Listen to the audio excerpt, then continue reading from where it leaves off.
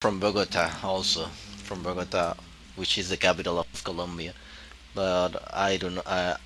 Since like a year now, I do not live in Colombia. I live in Chile. Okay, here we go, guys. Welcome, race fans, to Thursday night NAGP GT1 Racing. I'm Jack Ivy, and I'm along with Kenny K. Rod Rodriguez. And tonight we have a special treat for you. We've got our team champions with us, Brad Merys and Andres Prado. Good evening, gentlemen. Hi, Jack. Thanks for having us. Now, question for the Hello. two of you. Hey, Andre. Question for the two of you: what makes your team so special? How can you guys consistently smash the opposition like you do all year long? Well, I don't know if it's been smashing. We have not won before, but I think one of the things that does help us win some of these championships is that we're really interested in trying to help the other driver out. So if Andres has a good points position, then I'm more than happy to help him out, and vice versa. And we've really look forward to the opportunity to trying to improve each other's positions race after race. Now, does one of you take the lead on setup and the other on strategy, or is it a combined effort?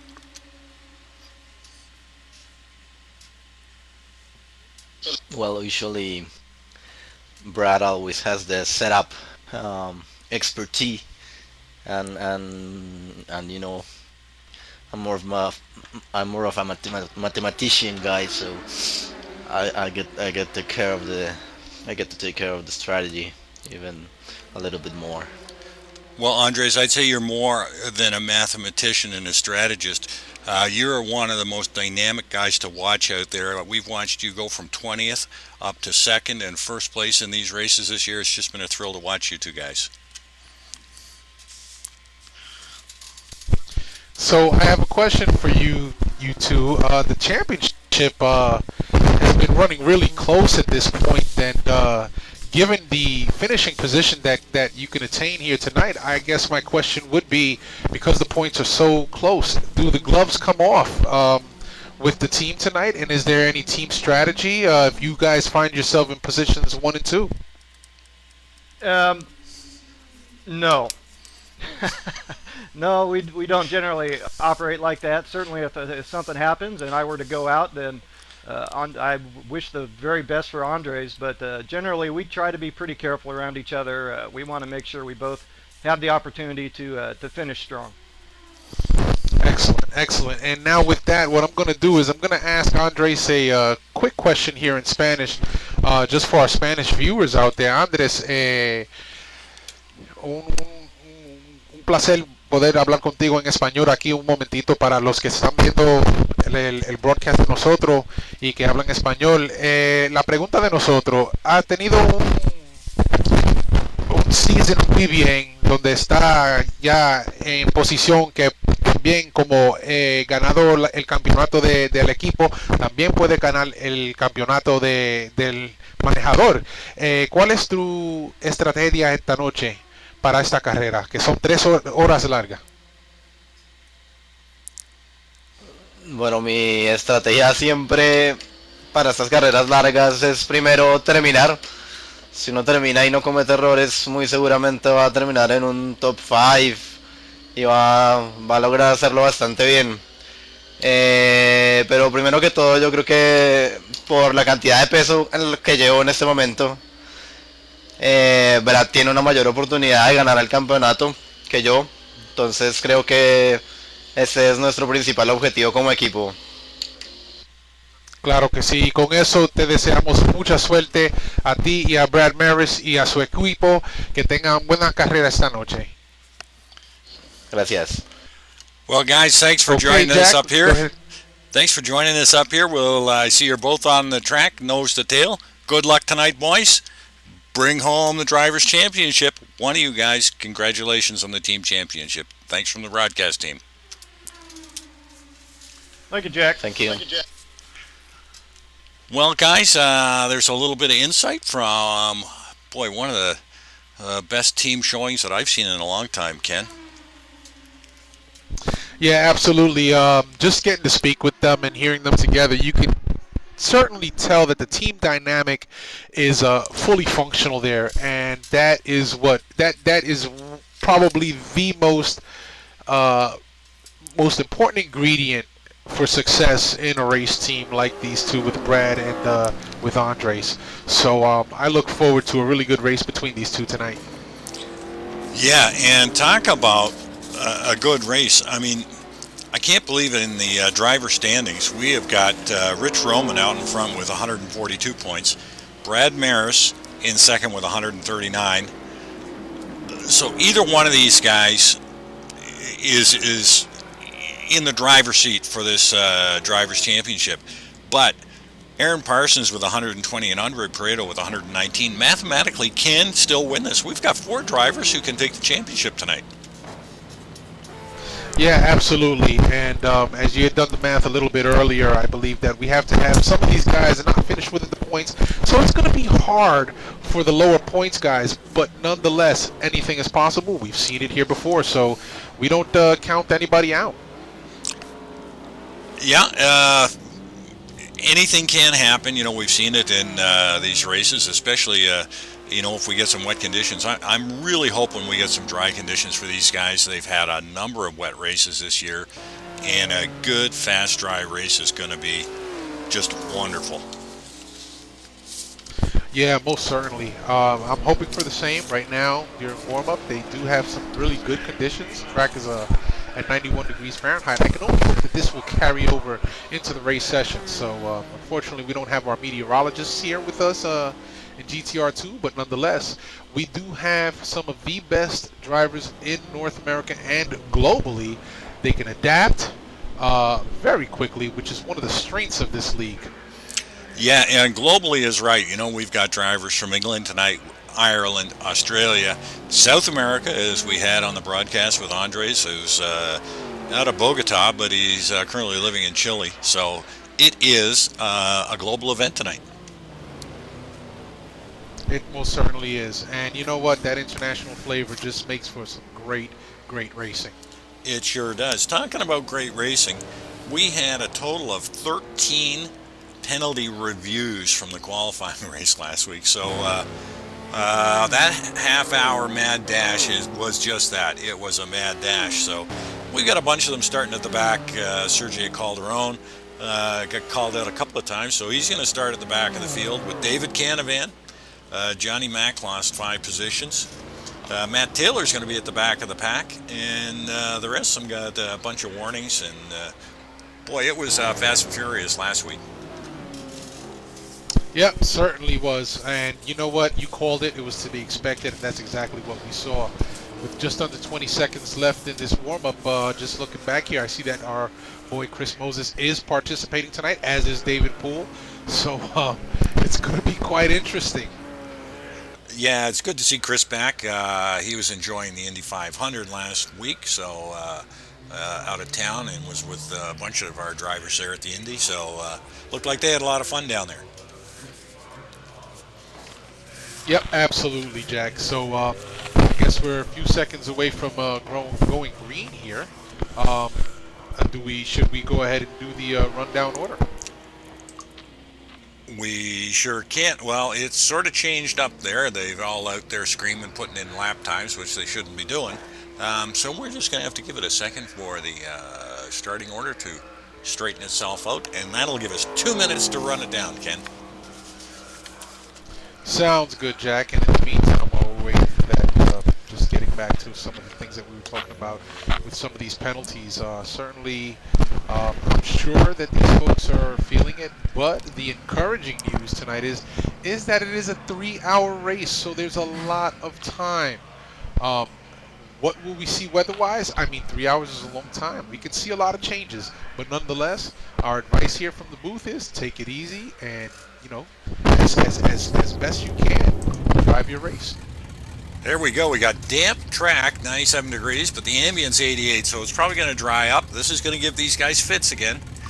Start the rundown, your starting order. First off, Brad Merys. In the second position is Aaron Parsons, followed by Rich Roman, John Wathen, and Andre Pareto. And starting in 6th, you have Sam Rolfe, Lauren Weisman in 7, John Sportelli in 8, Kevin Savoy will start 9th, and Marco Conti will start 10th. Andrew Werner is going to start 11, followed by Alex White. Big Al Merriman in 13, Ryan Schleif in 14, and John Luden in 15. And starting in your 16th position, you have Juan Monroy, followed by Christian Hamilton in 17. 18th position goes to Daniel Wilkerson, 19th to Trevor Carter, and Thomas Schubeck will round out your top 20. Gup Douglas in 21st, followed by Andre Cole in 22nd, Alex Scott starting 23rd, David Canavan back in 24th, Matt Taylor back in 25th. And starting 26th, we have Sergio Calderon. 27th goes to John Lugnuts. David Poole will be starting in 28th, and Chris Moses in 29th. Marty Uren will get the 30th spot. Gregory Myers in 31st, followed by Lou Mascarelli in 32nd, Johnny McIntyre in 33rd. And that is your starting order for tonight. And they will be getting ready to go green shortly. That indeed. So, wow, so we ended up with a 99-degree track temperature, damp conditions. And we've seen this in GT1 before, Jack. We've seen that this can wreak havoc on these guys. Again, the good news is, with just 7 seconds before green, these guys do have a long race before them.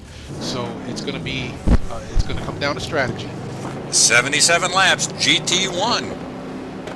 Drivers' Championship on the line, and we're ready, and we are green. And Parsons out in front, and he dropped the hammer on Brad Merys, and Aaron Parsons has jumped out in front in that McLaren. They're bunching up going into the first, but Parsons well clean. Wathen has jumped Brad Merys to take second place, and Brad has jumped back into third. Sam Rolfe, who had a great race last week, is in fourth, but he is being hounded by Rich Roman, so we're going to have to watch the action there. The rest of the grid looks like it's getting through pretty good. Yeah, absolutely. And just looking a little further back, looks like everybody's vying for position early on in the race. Doesn't look like the damp conditions have slowed these guys down too much. But again, it is a long race, so hopefully they'll be able to get themselves spaced out comfortably where they can each drive a good race and put each other to the challenge, I guess. Well, I'll tell you right now that Aaron Parsons is, I know we've got 77 laps, but holy jumping, is he putting down a cooker of a first lap. Yep, Aaron Parsons, man, you just don't want to give this guy clear track because he will check out on you. And looks like he's got that McLaren F1 hooked up really nice as he starts to pull away from Brad Merys and John Wathen, sitting in second and third. He is just checking out. Unbelievable. Yeah, it's I'm just cycling through the crew here, and we're all look like they've done a great job at getting through the first lap. Well done. Yep, very well done. Absolutely. But you are right. Holy jumping. Aaron Parsons is a wonder from down under. Boy, has he got that hammer down. Well, we've seen this from Aaron Parsons before. You give him some clean track, and if he's got a really good... Yeah, he just put down a 208 from a standing start. And that is a good lap from a standing start on what is perceived to be a damp track, but it sure looks like he has grip out there. Yeah, absolutely. He's got a good setup on that car, and you know he'll check out on you. So yeah, Aaron Parsons running in 1, Brad Merys second, John Wathen third. It looks like Rich Roman just jumped up to 4th, overtaking Sam Rolfe, and Andres Prado in 6th. Warren Weisman at 7, John Sportelli 8, Kevin Savoy 9th, and Alex White rounds out your top 10. Yeah, we got Marco Conti in 11th, Andrew Werner in 12th, Juan Monroy in 13th, Big Al Merriman in 14th, and Ryan Schleif in 15th. Yep, and continuing down that order, John Luden 16, Christian Hamilton in 17, Matt Taylor currently running in 18th, Chuck Carter in 19th, and David Poole moves up to 20. Wow, what a leap forward. Yeah, Andre Cole, Rich Roman's partner in 21st. Thomas Schubeck in 22nd, Dan Wilkerson in 23rd, Marty Uren in 24th, and Chris Moses still in 25. But Chris just putting the pass on. Yes. Yeah, I was just about to observe that he went ahead and passed Daniel Wilkerson for that 24th spot. Looks like Chris Moses may be looking to move up the chain here a little early. So he... No doubt. I mean, Chris was away, missed a qualifying race at the start way back. Well, we've got a couple of cars off. It looks like Wilkerson and Greg Myers got into it, but they're both going again. But I bet you they picked up some damage there, because that looks like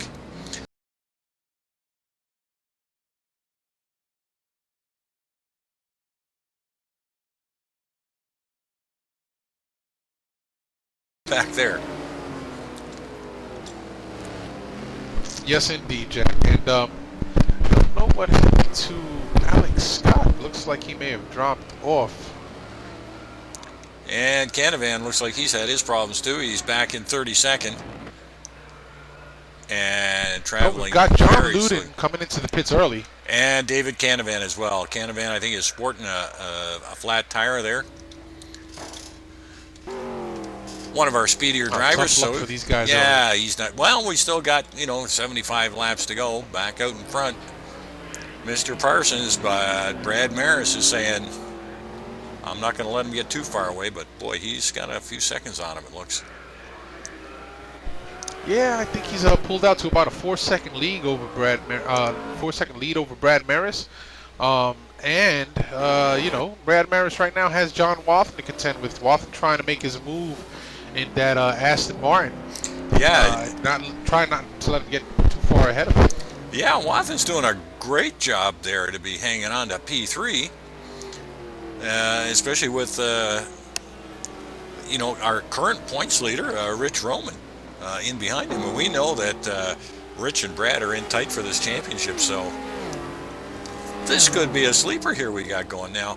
A little farther back, we've got Sam Rolfe hanging on to his P5, which Sam's ran a great race last week. I think it's just great to see one of our up-and-coming drivers, and Sam's done a great job, but he has got Andre Prado all over the back of him. Yep, and you know what? Speaking of Andres Prado, I was noticing that he seems to be pacing himself early on. He definitely, as he said when we were doing the Spanish interview, he understands the length of the race is long. He was going to pace himself, try to move up if he could, and took advantage, but he wasn't going to be pushing it 120% just so early on in the race, not to wear himself out. Plus the damp conditions, although we've moved now over to dry, so this is going to play into the strategy of these folks. Hopefully, these guys had some form of slicks on their car. Yeah, knowing these guys, these front runners especially, they're so aggressive. They would have gone out with the slicks and just gambled on it. Just an update here from the back, from the middle of the field. David Poole, who started well back in the field because he did not qualify. He has moved up to 17th. On board with David Poole, and he's given Weisman a run here. Yep, low wing Weisman. You're right, those flying Frenchmen, they like to run low downforce on those cars. Yeah, they sure do. And one of the disadvantages of that is that you suffer in cornering speed, but they tend to hold up with their own, surprisingly so. Yeah, I'm quite surprised half the time. They've got those cars sliding around pretty good, and we know that these GT1 cars are a handful when they start getting sideways on you.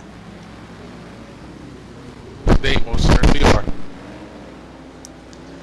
Well, a little farther back, we got Christian Hamilton in 18th with Chuck Carter and Marty Uren all over Chuck, and Chris Moses up to 21. Thomas Schubeck in 22nd, Gup Douglas in 23rd, Johnny Lugnutz. Johnny's filling in tonight for Ian Jolicoeur, who couldn't make it. Our man in blue has to work protecting the public tonight. Yes, sirree. Gregory Myers is following Johnny Lugnutz around the track, followed by Daniel Wilkerson, Sergio Calderon, John McIntyre, Andres Cole, Lou Mascarelli, John Luden, and David Canavan. That rounds up your top 32. Just looking a little bit further up, though, I'm looking at Sportelli and Alex White. He's got Alex White all over his bumper. I mean, Alex White is just smelling all of his exhaust fumes right now. And as he takes a peek inside to try and pass him down in one of these turns here, but nope, Sportelli says no, he closes the door. And I'm on board with Alex White, chasing down John Sportelli. You know, John's going to be tough to pass. He is, boy, and I got to tell you, man, he's done wonders with that Ferrari this season. He's definitely got that car figured out. Got good suspension traction on there, and he's always fast in that car. Well, there's another example that you know, where a couple seem to work well together as a team, because I have no doubt that John has worked with Sam Rolfe to get Sam up to speed, and boy, way over speed, working together with him. And that's what teamwork is all about. They're currently running 6th and 8th, so they're separated, I believe, by one of the Aston Martins there. Yep, those two have done a great job, and they're putting on a good show for us tonight. And Alex, the White Lightning, boy, he is a speedy character as well. GT2, he is shown great domination there in the last couple of seasons he's been with us, and he's racing out of England, so or out of Scotland, I'm sorry. Out of Scotland, yes sir. And just a little shout out there. I know Alex's dad likes to watch the broadcast, so if you're out there, Mr. White, your son is doing rather well tonight. We can look for him to move up during this race. And you know, let me tell you something. I used to take part in, for many years, organized radio control car racing to the point where I was sponsored for a while. And one thing that I noticed was that the young folks that had the full support of their parents and the involvement of their parents always did well. So you know what? Good on you, Alex White. Good on you, Mr. White, for supporting your son by watching. It just goes to show that when you got dad or mom supporting you, man, a lot of good things can happen. Yeah, it is always nice to get your family involved. It's, in fact, any of you guys out there that are watching, if you'd like to join us in NAGP, we're running Monday nights in GT2 class, Thursday nights in GT1. Grab your wheel, get in touch with one of the admins, and come on out and join us. As you can see, we've got great racing from P1 all the way back to P30, and the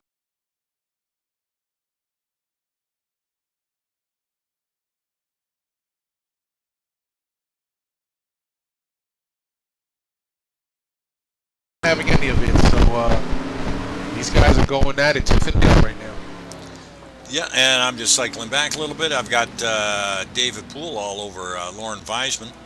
So Poole is up to 17, Weisman at 16, Christian Hamilton in 18, Marty Uren in 19, Chris Moses picks up another spot. He is in 20th. I'm on board with Chris right now.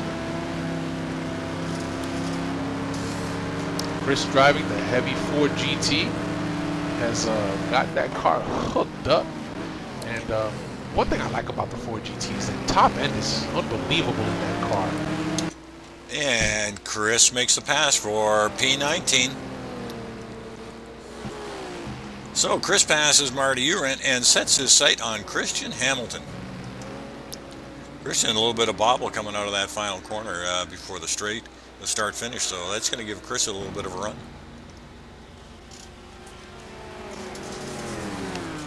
Just looking at some of the runners up front there, Jack, and it looks like they've spaced themselves out fairly well.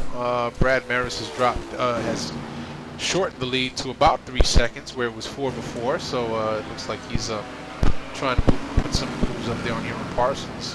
Rich Roman drops back a little bit to about 11-second gap. Andres Prado right behind him. Well, you know, we knew, we called that at the beginning. if they let Mr. Parsons get out too far in front, he is going to be absolutely tough to catch. And I'm just cycling my way up now, catching Rich, and he's got clean pavement in between him and Brad Merys. And boy, oh boy, Brad is just on. I'm on board with Brad right now, and he can just barely see Mr. Parsons up ahead of him. Yep, it's about 3.5 seconds.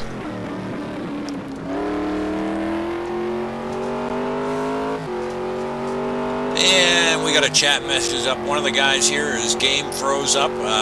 Geez, sorry about that. I know you would much rather be in there for the next 3 hours. But we keep saying 3 hours, but it's not going to run 3 hours tonight, Ken. 76 laps at a couple of minutes a lap. We're only going to be about just over 2.5 hours. So these guys are going to eat up these max kilometers really quickly. Yep, I have to agree. Aaron is laying down about, let's see here, looking at his laps. Roughly about 2-minute lap times, just a little over 2 minutes. So, and naturally, those lap times will start to fall as the fuel wears off. So, yeah, about 2 minutes a lap is race pace right now. Well, Brad has still got Mr. Parsons in his sight, and that is a good thing for Brad. In fact, I think he is starting to close that gap up a little bit.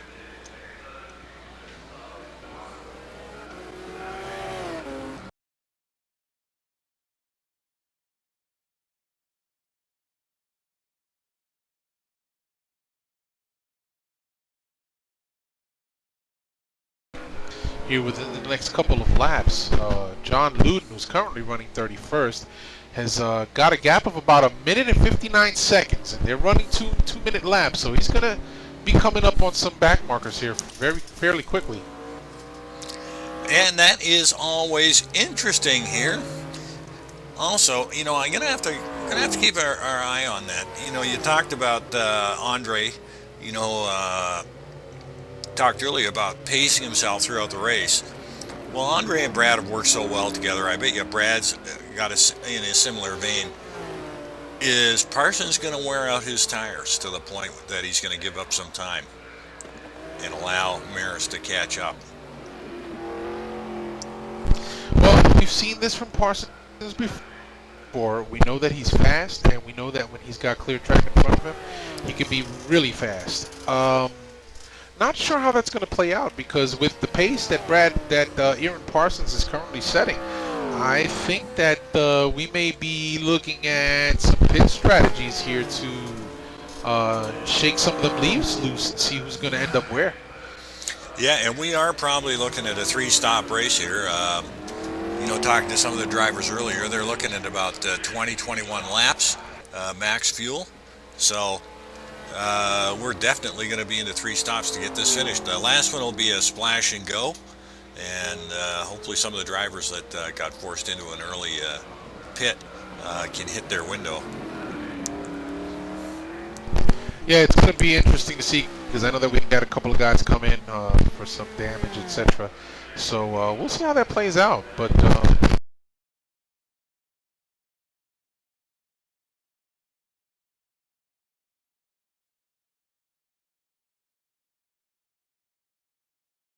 Talking about reeling in, Andre Prado is currently sitting in P4, and he is trying to reel in Rich Roman. But Kevin Savoy, one of those flying Frenchmen, he's in P5, and Sam Rolfe is hanging on to his P6, and look at that, right behind him, John Sportelli. So there's a great team effort right there. Sportelli and Rolfe running 6 and 7. Good on him, and Sportelli has held off Alex White for a number of laps now. yes, he has. I know that Alex White had briefly gotten by Sportelli, but Sportelli wasn't having any of it, and you know, forced Alex White into an over/under situation, which almost worked, but unfortunately Alex White did not have the run on Sportelli, and Sportelli was able to maintain the position. So good battles going on all over the track. Yeah, and great position there for Marco Conti. Marco is in the Lambo, and he is obviously put in some practice this week because he is sitting in P9.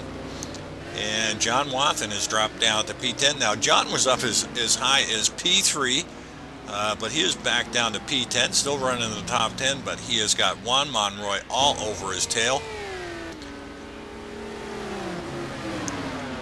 And boy, oh boy, it looks like Kevin Savoy went off into the grass, and he is dropping like a fly. And you've got that right. We caught that on the cameras, and I have no idea why.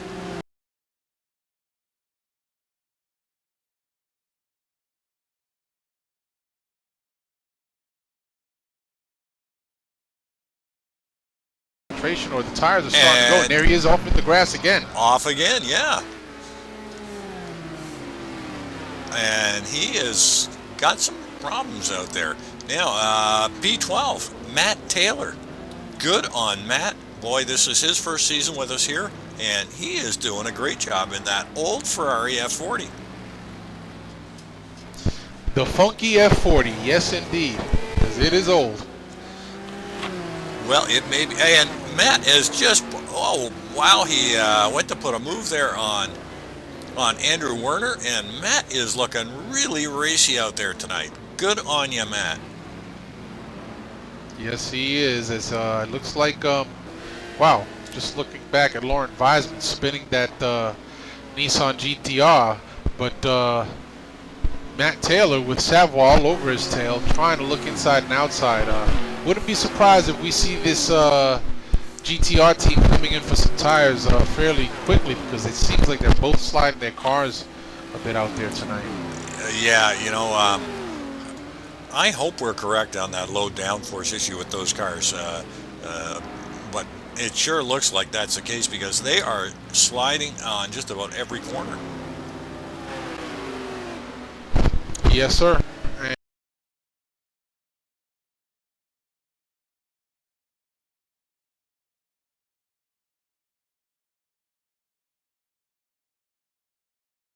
It's the end of your lap, but for the most part, this is wide open.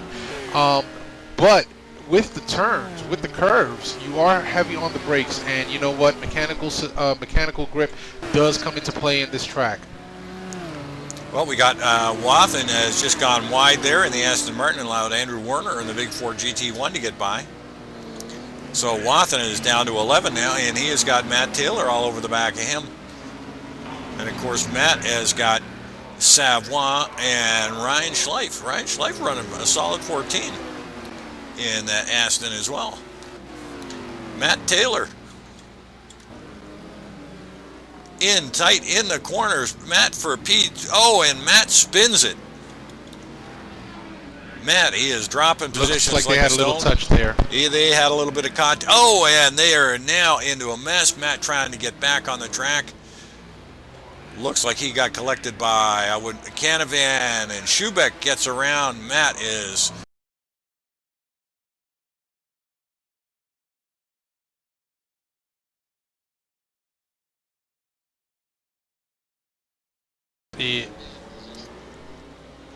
yeah, just looking at Christian Hamilton. I'm not sure if he lost his splitter. He's off in the grass somewhere. It looks like he may have some damage to his car. Well, they all got collected up there with Matt, and Matt just a little over aggressive going into that corner there. But boy, he sure was looking racy.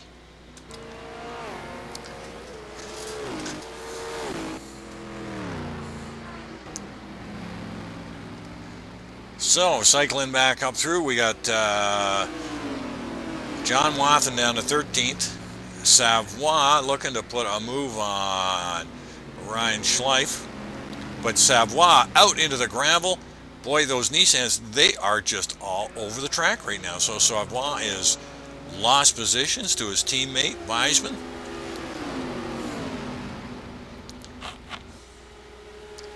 Yes, sir, and it looks like Al Marimon looking to, and he takes that 14th spot away from Savoy. And does a good job at it, too. Weisman on the inside of John Wathen. risky move, seeing how those Nissans are all over the place, but he takes that position away on a nice clean pass. Yes, indeed, Jack. Yes, indeed. So Watson in 13. Al Merriman has worked his way up to 14th. Savoie in 15th. Marty Uren in 16th. David Poole, he was, I think he got collected up in that Matt Taylor incident too, along with Christian Hamilton.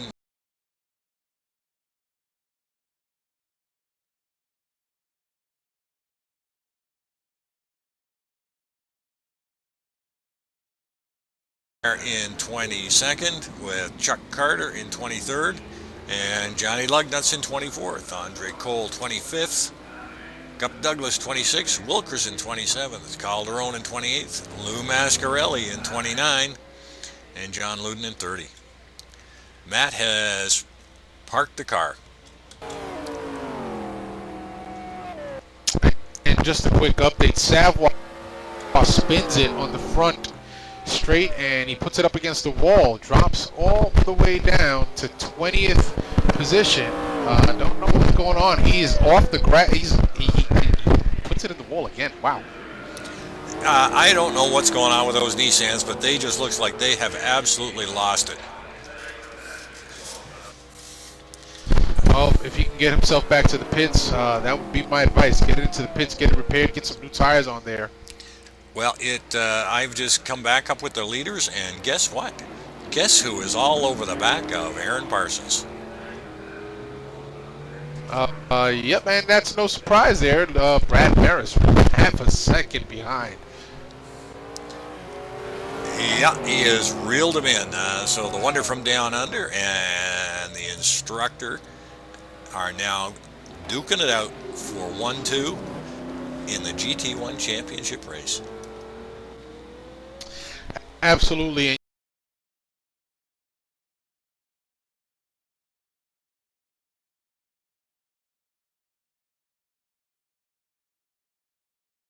Some of the incidents that we've seen, but you know what?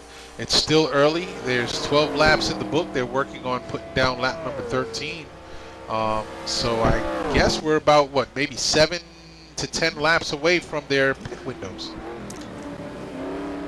Yeah, it should be in around 2021 that they're going to come in, so they got a ways to go. And if they're suffering now with tires, it is going to be ugly come around lap 20, unless they want to take this as their dash stop and go in and just grab fuel and tires, and they'll have enough to get, because the last stop should just be a dash for gas, and hold on to the tires you've got and take those last 8 or 9 laps to the finish. Well, I'll tell you this much. The track temperature keeps creeping up there. It's 108 degrees on the track surface right now. If any of these folks got inters on, I'm pretty sure that things are shot and melted. Even with the softs, we know that in the very hot weather they go quickly. So yeah, it's going to be interesting when these guys come in from pits. Hopefully they're looking at the ambient temperature, the track temperature, and they'll be able to get some mediums, maybe even some hards on there. Brad Merys down on the inside. He has got... Oh, and Aaron Parsons is making a drag race out of this. They're side by side into the corner, and Brad Merys comes out on top. Brad Merys is now taking the lead. What a great show they're putting on tonight. But, you know, it looked like Aaron's car is getting a little slippery underneath him. Yeah, going hard into them corners. Certainly looks like he's pushing a little bit, so he may have lost some of his front tire traction there. That's what it looks like from our point of view. So look for him to be getting those tires changed sooner than later when he comes in for his pits. Hopefully he makes the right decision. His team gets the right tires on there. Maybe he can mount a serious challenge. Yeah, this is going to be, you know, interesting. Brad is going to need, you know, to collect that extra point as insurance for laps led. So Brad's going to want to stay out there as long as he possibly can. You know, Aaron's had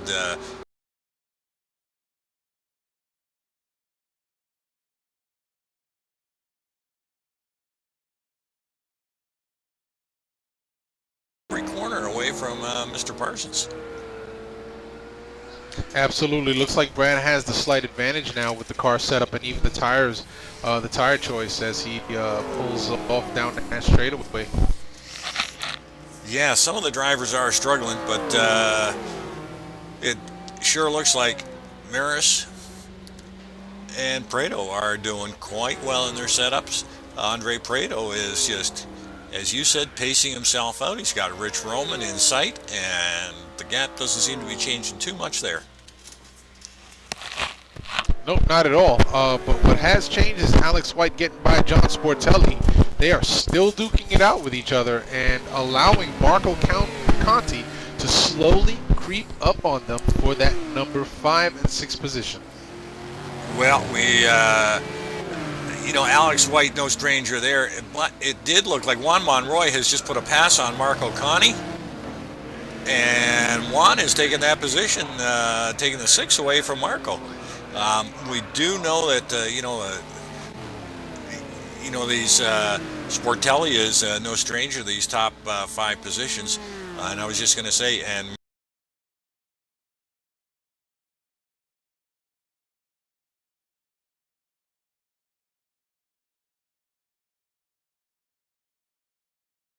smelling that battle going on up front as well.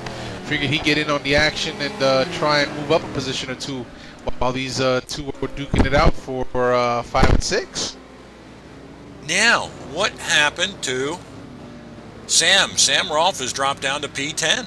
So Sam has not been able to keep up the pace, and hopefully when he gets back in, he gets his car serviced, he can hang on. He is in P10 right now, and that is not a bad position to be in this category and with these caliber drivers up in front of him. Not at all. Good on him.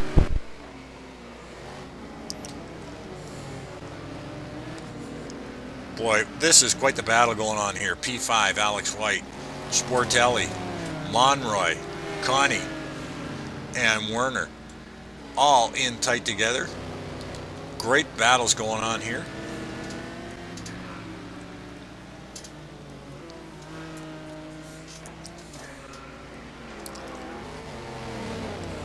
Looks like the mid-pack is starting to spread themselves out quite a bit here. 3-second intervals in most cases. And you know what? That's to be expected. 15 laps down in the books and about another between 5 to 7 laps before these folks start coming in. It's going to be interesting to see the pit strategies here. Yeah, I just cycled back down. Just out of the top 10 is Ryan Schleif.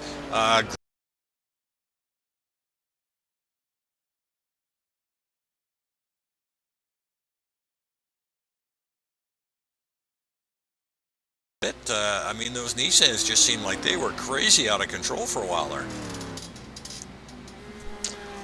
Yeah, most certainly. I think these drivers realize that they do need to make it to their pit windows. Maybe some rattled nerves, who knows? But they do need to make it to their pit windows. And with that said, if the handling of the car is changing, then you know what? You have to adapt. You gotta adapt your driving ability to the way the car is changing, because you can't change the fact that your tires are going away if that is indeed the case. So settle your nerves, settle back, and adjust as best as you can. I fully agree with you. You know, you're only going to get as much grip as you've got dialed into your car and that the tires are going to give you. So you're right. Pushing harder is not going to be the answer here. Smoother driving is probably going to be the key to trying to pick up a little bit of time for the driver in front of you. Yeah, absolutely. And you know, again, it's a long race. You're not going to win this in the first 20 laps. So certainly pace yourself, and you know what, keep it steady, Eddie, and you will find yourself in the points at some point. You're almost guaranteed to be in the points. Yeah, talking about points, Chris Moses made his way up to P15 or P16, sorry. Yeah, he sure certainly did. And David Poole, who is right in front of Chris Moses by about 10 seconds, but he's done an excellent job moving up through the field here. So good on David.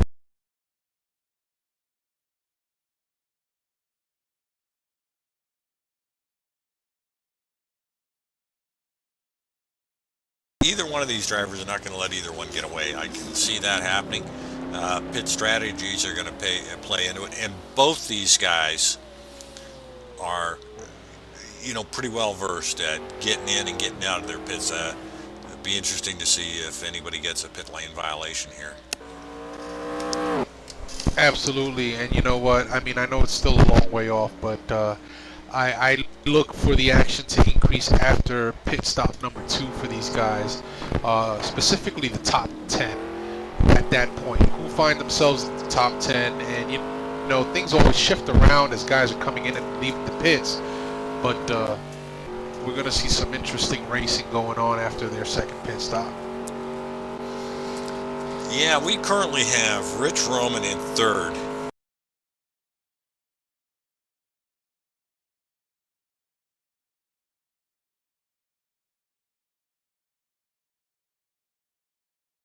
With Brad running out in front. Brad with this win would be able to take it. So Rich has got to get up better than third. So a lot of strategy is going to come into play. And like you say, we're only into the first third of this race, so got a long way to go. Long way to go, absolutely. And just speaking of Parsons, speaking of Roman, who's got Andres Prado right behind him. Looks like Andres is starting to push just a little bit more now as they approach their pit window, their first pit window, to, I would assume, get the advantage of coming into the pits with the leaders and getting in and out as quick as possible. Yeah, I was on board with Andre there for a little bit, and boy, he seemed to be running really, really smooth, so he might be playing a little bit of a gas advantage, a fuel advantage there, trying to use a little less fuel, maybe a little longer gear setting there, running a little smoother to stretch it out. It'll be interesting to see if they come in at the same time or if Andre goes around to try to pick up a bit of time. And it's interesting that you mentioned that, because I have in front of me here the ability to check when they are shifting, and Andres is indeed short shifting on some areas of this track. So definitely a fuel conservation strategy going on there. Probably plays into conserving some of the tires as well. Yeah, as you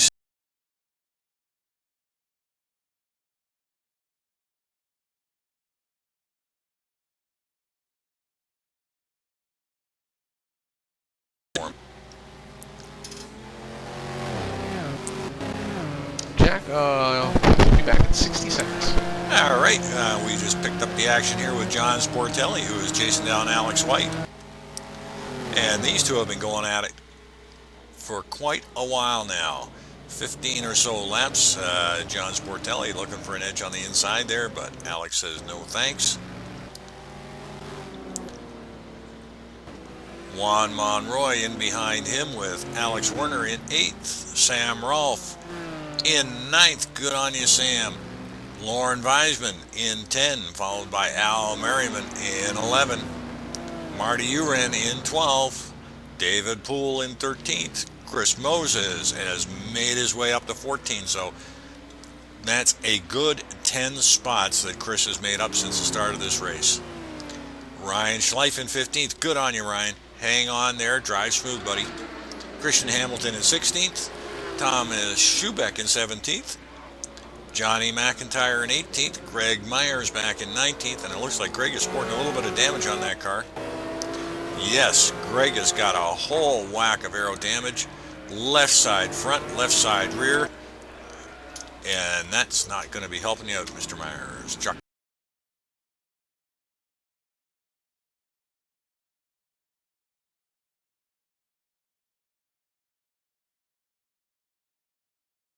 Dan Wilkerson in 23rd, followed by Gup Douglas. Sergio Calderon in 25th, and Lou Mascarelli in 26th. Lou is being hounded by John Luden in the Pagani Zonda. Let's jump on board with John Luden. And Lou gets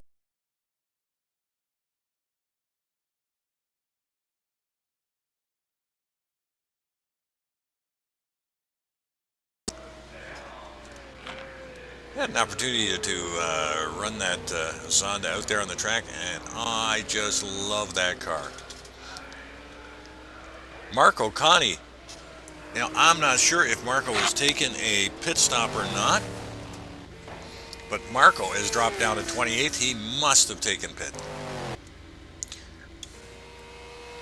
Chris Moses in the pit. Sergio Calderon in the pit. So, Brad Merys out in front. Yeah, we've got some pit action going now, Kenny. Yeah, I see that. Aaron Park.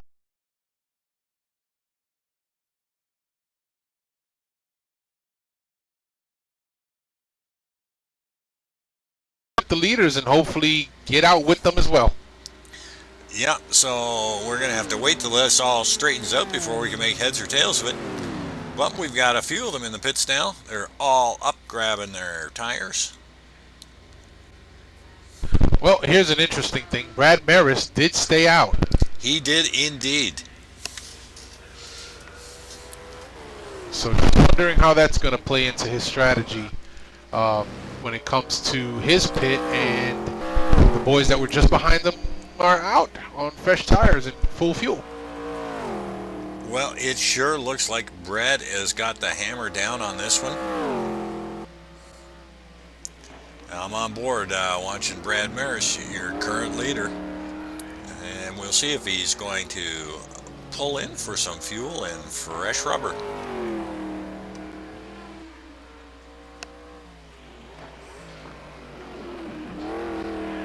Oh, 19 laps in the books. Yeah, no. No, wow, no, he yeah, out. he stays out. He stays out. I'm a little surprised at that. Yeah. It looks like Ryan Schleifer was running up there with them. Is it still stalled in the pits because he may have had some damage on his car, so longer pit for Ryan Schleifer is down the grid. Well, that's too bad because Ryan was having a great race tonight, and I hope he gets back out and gets it all straightened around.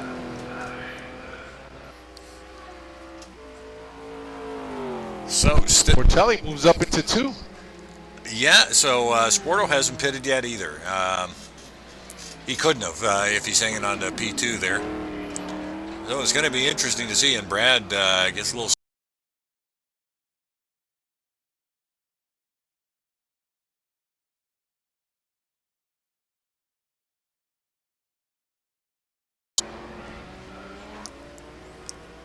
Well, I'd put 5 down that he is going to make it this time around into the pits. And if he can stretch this out... I wouldn't doubt it. If he can stretch this out, he's only going to need a splash of gas for his 3rd stop.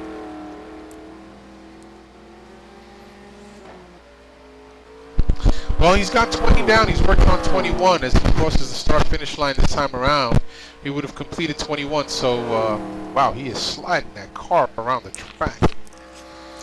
Yeah, you know, he must be cognizant of the fact that that McLaren out on fresh rubber. We saw how fast Aaron was on at the start of the race on fresh rubber with that McLaren. So he's got to be just trying to get every fraction of a second he can out of this lap.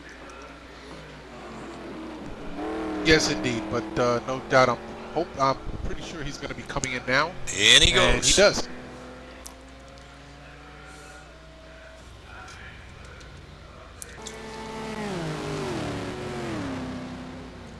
Yeah, we got Sportelli and White, and they're still nose to tail. Boy, this is a battle that's been going on for a while here. This has got to be their turn into the pits as well. I would assume so. These guys have been going at it really hard from the word go, and boy, I got to tell you, Alex White sliding that Corvette all over the track. Let's see if they duck into the pits at this point. And White stays out for another lap, and Sporto peels off into the pits. Well, Sporto coming in a little hot. Not sure if he made it in under the 35-mile-an-hour mark. Hopefully he did, but he's in the pits. Well, that puts Alex White into P1, So Alex is going to be feeling good about, well, no stranger to him. He sees P1 all the time in his Monday night racing. Yeah, right? And Weisman as well is hanging on to P2. So it looks like White and Weisman have still got a pit. I am surprised that that Nissan is still hanging on to the track. That makes two of us, Jack. Absolutely. After seeing what we had saw, I don't know, maybe about 8 or 9 laps back, it's really amazing to see these Nissans still out there, hanging on. Yeah, they look like they were just uncontrollable. It does look like he is sporting a little bit of damage there on the front end of that Nissan. Laurent is, but I don't know how they got control back in under the in those cars again. Well, could have been, as you said, some settled nerves, you know, learning to adapt to the way that the handling of the car changes as the laps peel off.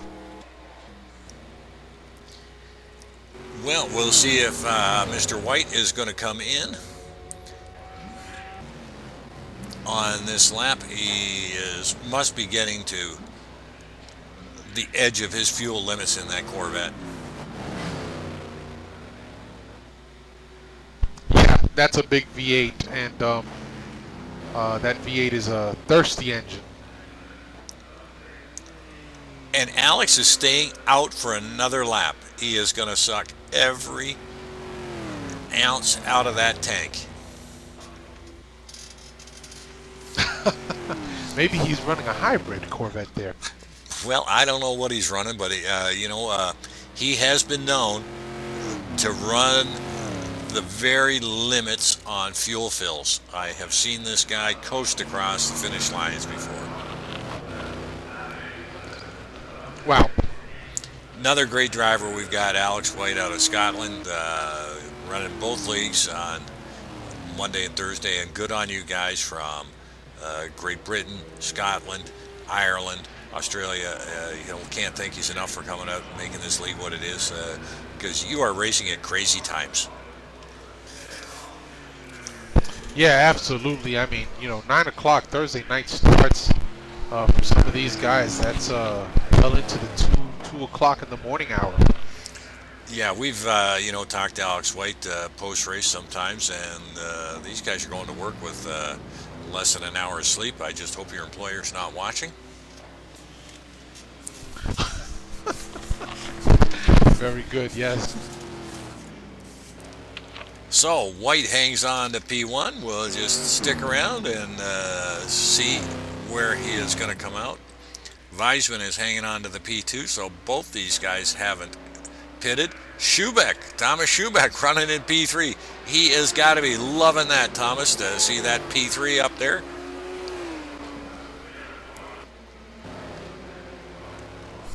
I can't imagine Alex White doing another lap beyond this one. 22 in the books, working on 23.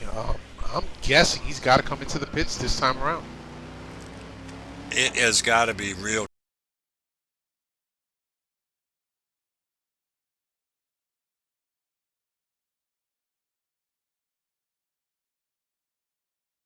In P2, but is stuck in all sorts of traffic. Schleif all over the back of him. And it looks like Ryan is saying, either get moving or get out of my way. And, oh boy, Ryan just about got cut off as Weisman peels off into the pits. So we've got White and Weisman in the pits.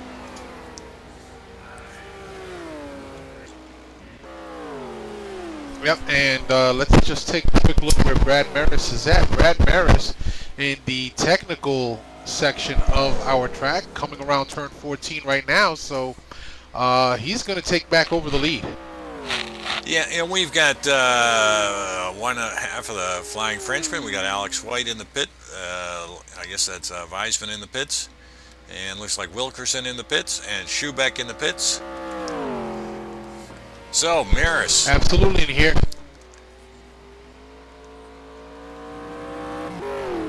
So here comes Prado to take P3.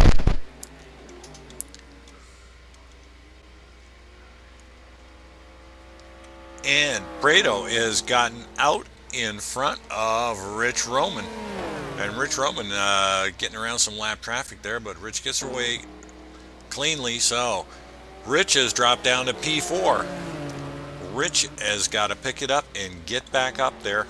Boy, oh boy, Rich has had a great season this year. I'm sure he is not going to want to finish in second place. Nope, I can imagine not. I'm pretty sure that he's shooting for the championship. But you do have some really fantastic drivers out ahead that you have to contend with, and that's always a challenge for any good driver. You got that right. I'm on board now with Aaron Parsons, and he can see the back end of that Celine up there of Brad Merys, but that is going to be a tall job. Either one of these guys gets out in front, and it is going to be tough, but Brad Merys, our NAGP driving instructor, is putting on a clinic here tonight, folks.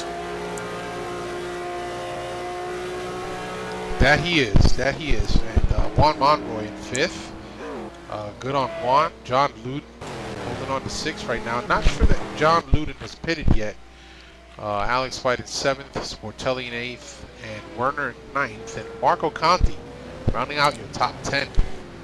So it looks like White has gotten around John Sportelli. That might have happened in the pits, and obviously in the pit cycle anyway, because White hung on and hung on and hung on. So obviously that strategy actually paid off for Alex White. I don't see that working too often, but it did this time. Yep, and it may be that Alex White may have taken on a few liters less of fuel. Not sure how that's working there, but I would assume they didn't get any contact with each other, so their aero damage may have been minimal at worst. But I don't think they had to get any aero damage fixed. But yeah, we may have seen Alex take on a few liters less. And just cycling back, we've got Marco Conti in 10th and Marty Uren in 11th. David Poole in 12th and Big Al Merriman in 13th. And there you go. Teammates, Big Al Merriman and Chris Moses. Chris Moses now up to 14th. That's about 11 spots Chris has picked up. And Lou Mascarelli peels off into the pits. He's running 15. Lauren Weisman is 16, Thomas Schubeck in 17th, and Wathen, John started all the way up. He was running as high as 30, is now back to 18th position.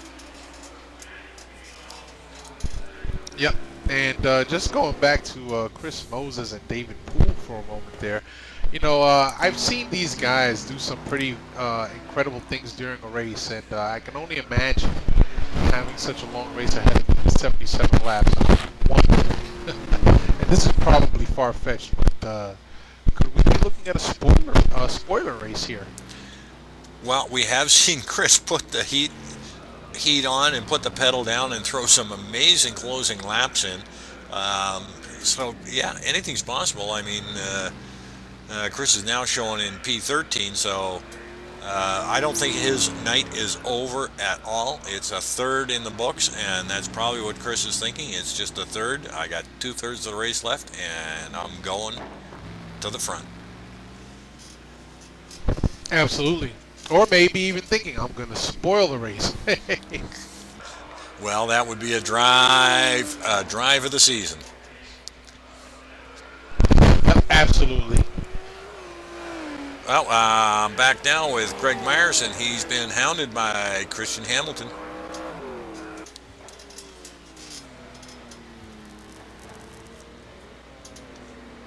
Johnny McIntyre in 20th, Chuck Carter in 21st, Gup Douglas in 22nd, Andre Cole in 23rd, and Johnny Lugnuts in 24th, Dan Wilkerson in 25th, Sergio Calderon in 26th, and John Luden in 27th.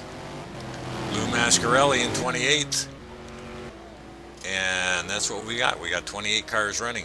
The leaders are now coming through lap traffic, so this is going to be interesting from here on in. As it always is, right?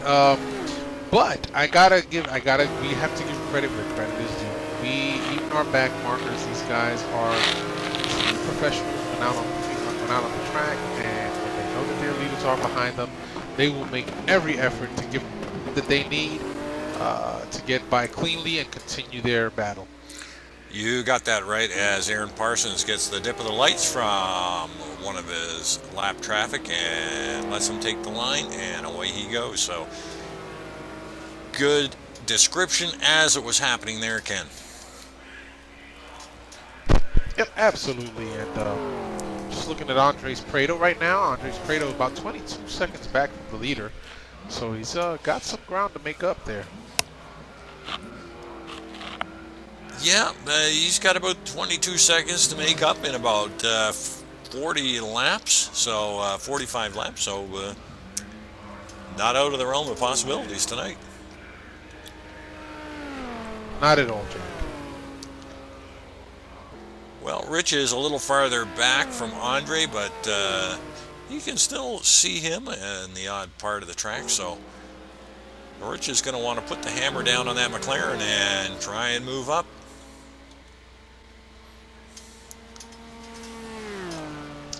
Yep, absolutely, as we watch Rich Roman here coming up on some lap traffic.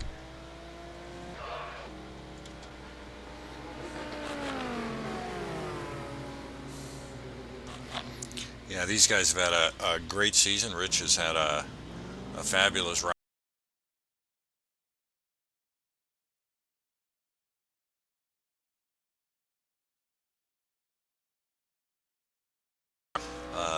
Drivers' Championship in a long time. Four-way battle.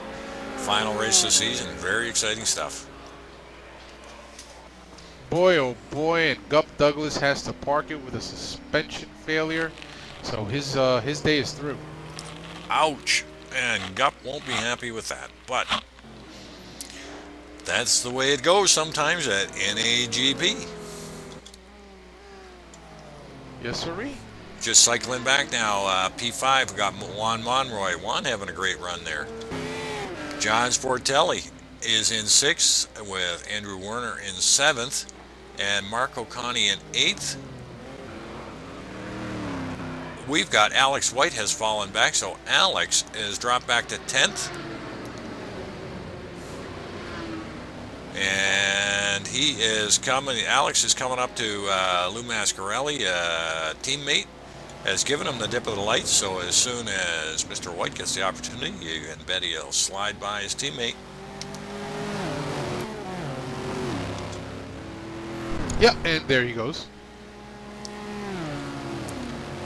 Oh, David Poole in 11th. So David in that Ford GT1 is just climbing his way up to top 10.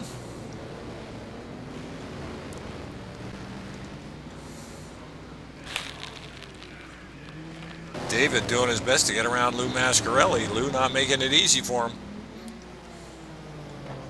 Nope, Lou playing the blocker. Well, I don't think Lou would play the blocker. Not really that kind of a guy. But not always great. The big Ford GT1 looks like he's getting a pull down the straight. Having a look on the inside. And Lou gives him a dip of the lights, but doesn't look like... and David slides on through and takes the driving line.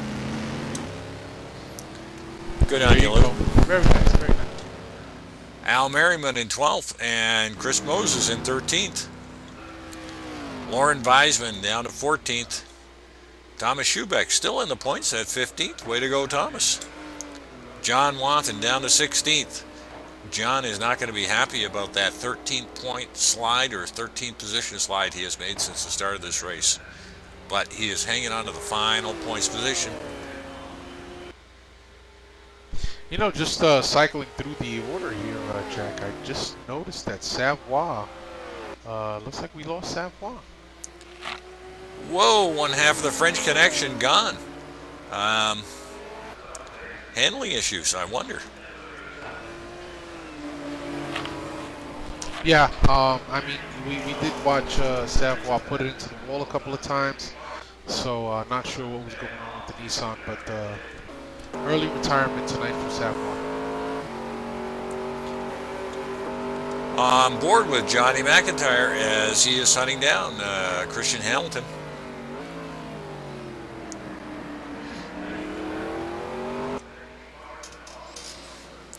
So there is still some good battles going on out there in 1 or 2 car or 3 car packs as the race progresses to the middle point. Boy, and Brad is just checking out. He puts an almost 9-second lead on Aaron Parsons.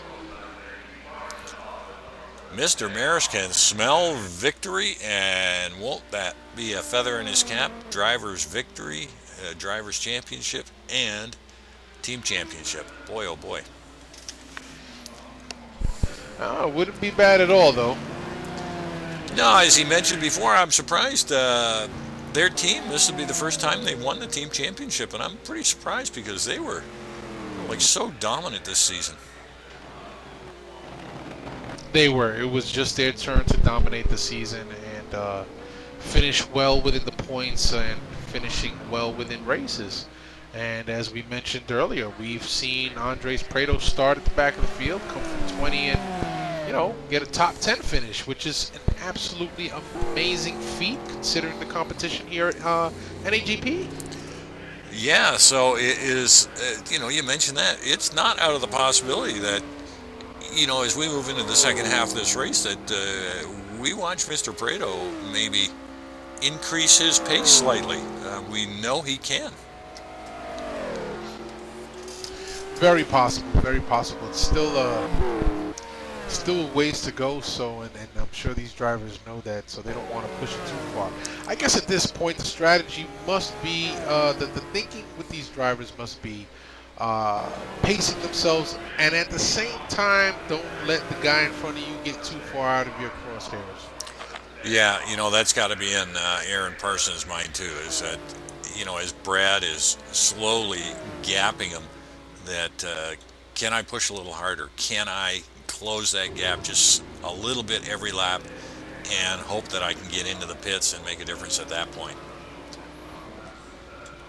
Yeah, and you know, with everything else that you got to consider, your tire wear as well as your fuel conservation, all of this plays in. We do see the track temperatures dropping a little bit, and the ambience remains the same. So, good for the tires. The engines are still swallowing up a good amount of gas, however, considering the ambient temperature at 86 degrees.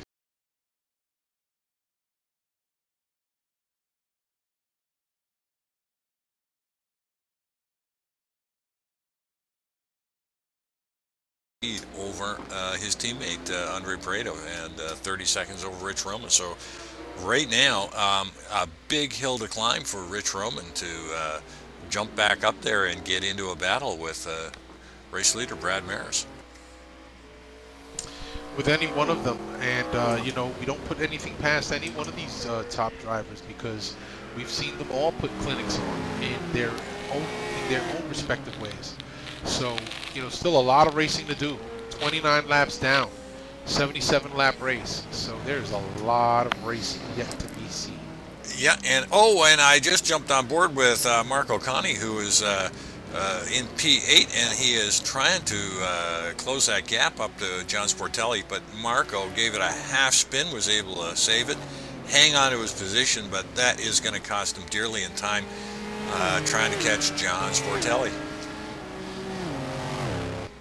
Yep, a bit of tough luck there for Marco Conti, having lost a little bit of control, but you know, we like to watch this guy race. He is so animated and just a pleasure to speak with. He is one of our most lovable, colorful characters here at NAGP. We love you, Marco.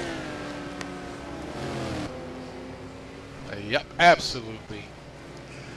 You know, I think some of the other drivers could take a page out of Marco's notebook, literally. I love his post-race posts he puts up. I think they're enjoyable to read. He's very descriptive. Man, this guy should write books. You know, English is his second language, and you would never know it by the way this guy writes. Love his posts, and I encourage the other drivers to get up and put your post-race comments up for us all to read. can't help but notice here, Jack, we are having a lot of drops. Not sure what's going on. I heard that. I heard a dropped few. about 4 guys. Ouch. It doesn't look like it was any of our leaders because Marco's still sitting in 8th, so I hope not. Marco and Marty are duking it out big time here for P7. Yeah, we've got a car that is stalled there on the track. Don't know if it's John Wathen or Johnny Lugnuts.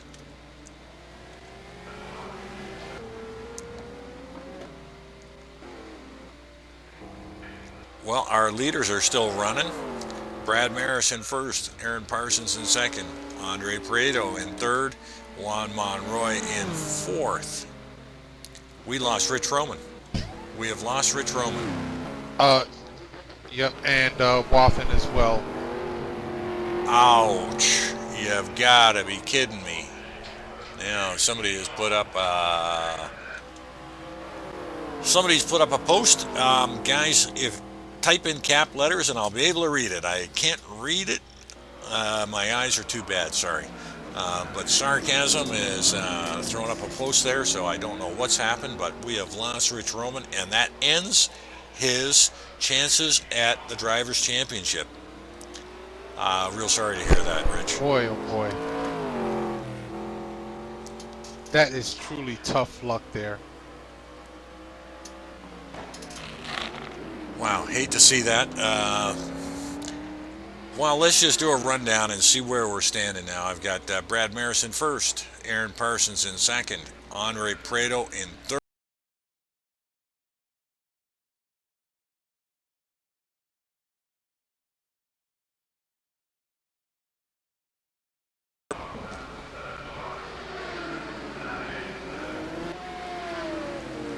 We got John Sportelli in sixth, Marty Urin in seventh, Marco Conti in eighth, Alex White in 9, and David Poole moves up to the top 10.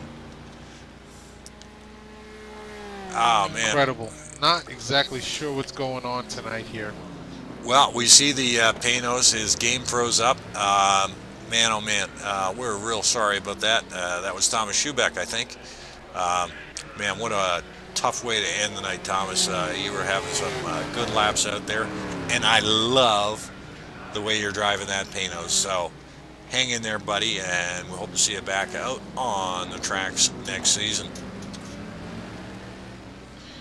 So that leaves us with 22 running drivers, starting from the top. Brad Merys, Aaron Parsons, Andres Prieto, Juan Monroy in 4th, Andrew Werner in 5th, John Sportelli in 6th, Marty Urin in 7th, Marco Conti holding on to P8, Alex White in 9th, David Poole in 10th, Chris Moses 11th, Al Merriman in 12th, Lawrence Wiseman in 13th, Gregory Myers in 14th, Johnny McIntyre in 15th.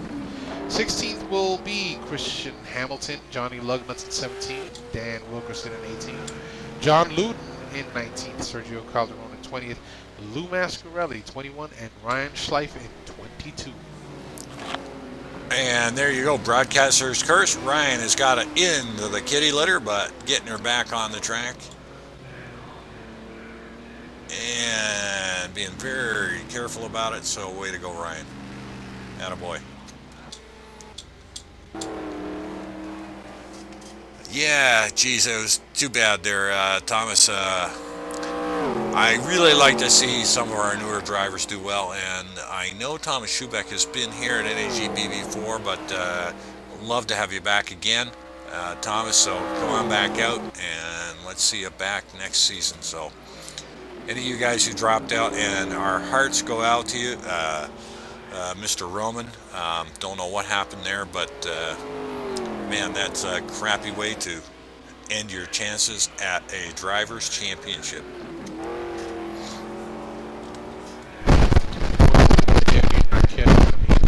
Top 10 drivers. We know that somewhere because they crashed out, or suspension or engine, but we just lost about 7 drivers. Don't know exactly why. Yeah, and you know, we are more than a third of the way in, so if it is a technical problem, the race is going to continue. That's just the way it is. I mean, sometimes technology is great, sometimes it's not. We've had a couple of, incidents this year with technical issues, but for the most part, this is a fairly stable platform for as many drivers as we get out. Yeah, absolutely. And I mean, I guess I've been on the lucky side. I have not suffered so much the technical anomalies that most of these guys have seen. But I know they exist, and it's well documented, and we know that GT2 does have its issues with connectivity, etc. But our hearts do go out to the folks that unfortunately were taken out of this race. Yeah, especially when they're having a good race like they were to finish off the season. So hopefully they're not going to be disheartened. I know some of the older veterans aren't. They'll be right back at it. But some of the newer drivers, hey, yeah, you showed great.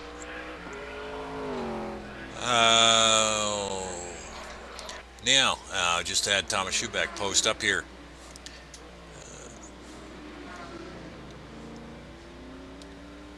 Yeah. Thomas posts up that another car dropping dragged him out, and that sometimes happens. We did see Matt Taylor parked his car in the garage, and that's always a good thing. Your game craps out, park the car in the garage, and you don't even have to hang around. Just let the game run and leave your car in the garage there in the pits, and that way you're not going to pull anybody out of the game, which sometimes happens. Yep, absolutely. And I couldn't agree with you more there. We just not leave the game, but escape off the track and just stay in the garage is probably most beneficial to most racers.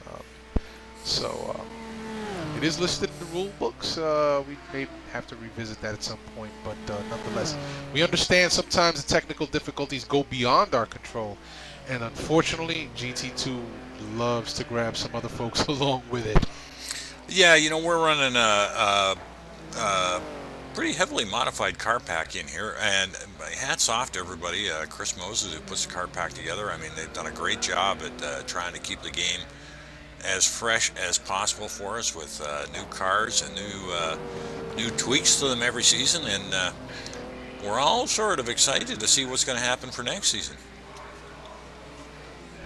Yeah, it'd be interesting to see. I haven't heard a peep out of anybody yet for next season.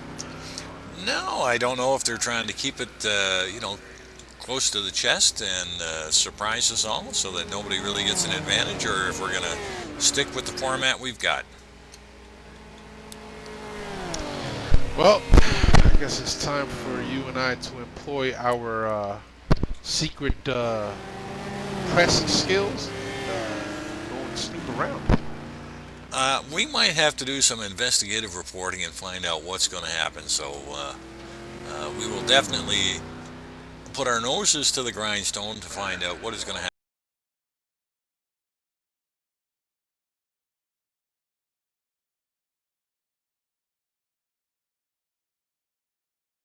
Back to P12, so Chris is putting a little bit of a pace improvement on in the middle of this race. Yeah, no surprise there. We've seen him do it before. About mid-race, he starts putting on the pressure coming from the back, but still a long way to go. I mean, Brad Merys is out there and putting on a bit of a clinic with Aaron Parsons about almost just about 10 seconds behind him. Yeah, and it looks like Brad is coming up on lap traffic now, and it looks like he's going to put Greg Myers down the lap, which is a little strange for Greg, but he has smoothly driven his way up to P14, and I'm not totally surprised. Greg's sort of a master at driving the line, drives his own race, and stays pretty clean out there, and usually ends up at the front of the field. Yep, absolutely. Andres Prado drops back now, 38 seconds from Brad, his teammate Brad.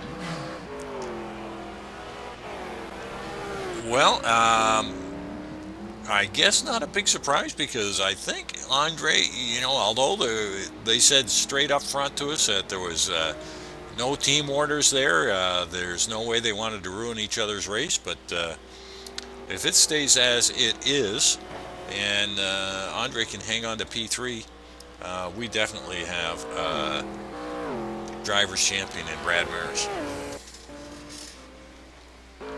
Yep, absolutely. And Brad has worked hard all season.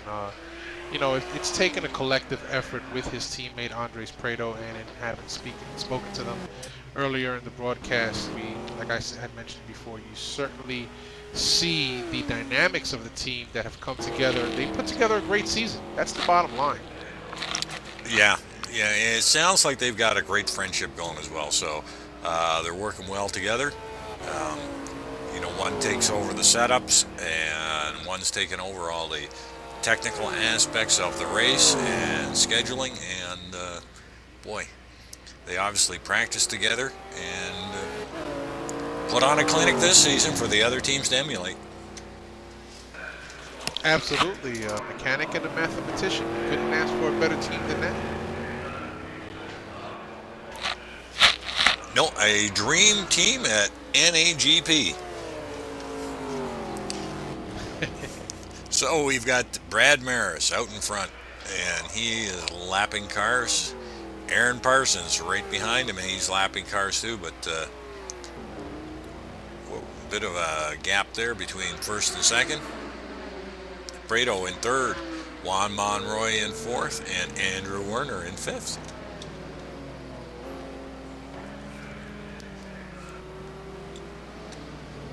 Our buddy John Sportelli from New York in sixth, and Marty Uren in seventh, Alex White in eighth, Poole in ninth, and Marco Connie in 10th. Marco is peeled off into the pits, and right behind Marco was Chris Moses, and Chris Moses is now taking P10. So Marco's into the pits. What lap are we running now? We've got 36 in the books, and these guys coming around the start-finish line will be completing lap number 37. Well, it sure seemed a little early, so it looks like Marco was the first one to pull the trigger on this one.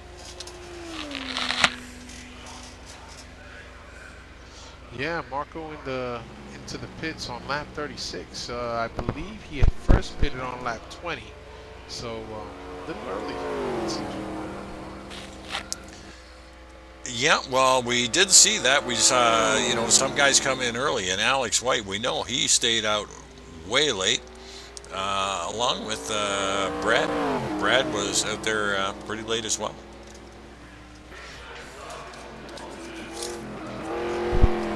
Yeah, yes indeed. So this next pit cycle is going to be interesting. Yeah, I mean, we should start seeing these folks come in about another 3 to 4 laps based on their first pit windows. But then again, we had folks like Alex White who stood out there a long time. Yeah, just got a post up there from Andre Cole. Yeah, Andre, if you're watching, sorry to see you got dragged out in that last bunch of guys that came out. It sure would be nice if the guys would just stick around into the pits like we talked about. Yep, absolutely. But the race does continue. Johnny McIntyre in 14th, Christian Hamilton in 15th, Lugnuts into the points. Boy, I was talking earlier with my buddy Johnny Lugnuts, and he figured he was going to be slower than molasses on an early spring day, but we know the attrition is quite high in these long races, so he has worked his way into a points position. Marco Connie back on the track in 17, but that'll all straighten out when we get the cycle rotations done, and John Luden in 18th. Dan Wilkerson in 19th, Sergio Calderon in 20th, Lou Mascarelli in 21st, and Ryan Schleif in 22nd.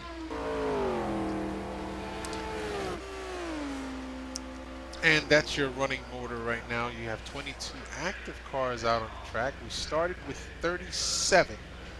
No, that's we started with 32 racers, and we're now down to 22. So we have lost a total of 10.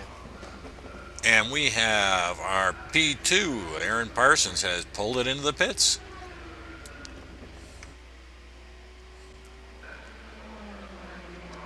Andre Prado in P3 coming around. He'll end up taking P2. No, Andre is peeled off into the pits as well. So Andre, Yep, Andre coming in now on lap number 38. So Parsons and Prado, 2, 3, both into the pits, but Parsons in quite a ways ahead of him, so he will be out quite a ways ahead too, unless Andres decides to do something sneaky here. Well, you never know. I can tell you this much: if he's taking on full fuel, then in about 20 laps we'll see him come for a splash and go, and it'll be about maybe 17 laps off till the end, roughly. Yeah, definitely going to be a full load. It looks like, and looks like we've got Chris Moses in behind there, and Parsons is moving. He's away. It looks like Moses is. That's either Moses or Al in the pits as well. Prado's still. Yeah, Chris Moses is into the pits, but Prado is still in his box. Yeah, he is, and Chris Moses is just pulling into his pit stall, but we may see Prado take that position back from Chris Moses as he exits the pits as Prado starts to move now. And it looks like Brad Merys has stayed out. He has just gone by down the main straightaway, so Brad is staying out for another lap.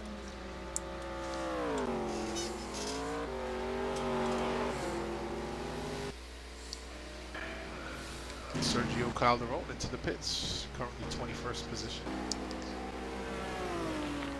So Merys is out, staying out on track for another lap. We'll see how this plays out.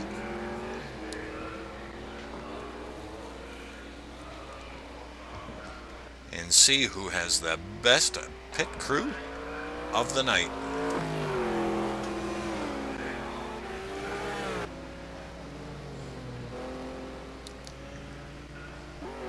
John Werner into the pits. Just taking a ride here with your leader, Brad Merys. He's looking steady out there. He's got that saline running very cleanly. Yeah, you're right there. He is smooth and driving with the look of a double champion, isn't he? Oh, yeah. We could only wish. Well, you know what? I can't help but think that Brad's got to have it in his mind. I mean, with the lead that he's got over Sportelli and the others, he still has to make his pit stop. But can't help but think that he must be smelling that victory right now, that double championship, team and individual, as he ducks into the pits. Yeah, he's got to be pretty happy with where he's sitting right now. Oh, no doubt. And, you know, the pit cycles, they you know, first in, first out. But you get the leaders coming in later, and they end up back in the lead come the next pit cycle. So, not sure how it's going to play out, the fact that he stayed out an extra lap, but we'll have to see. Well, we currently have Brad Merys in first, and I'm going to cycle back and see if we can pick up Parsons, and this is going to be interesting. Now, Parsons knows, and he is pushing hard, but he is up in lap traffic, and this is not going to be easy for him.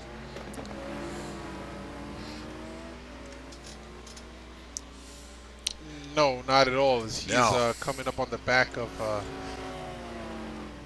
He's in the back of Weisman, and Lauren is not showing him any courtesy at all.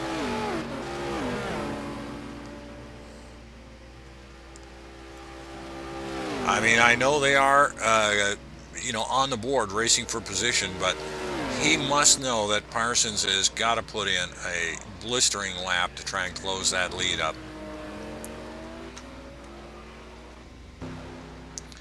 Brad is rolling, and I believe that Parsons will be coming onto the main straight, but it isn't going to be enough, and it's not.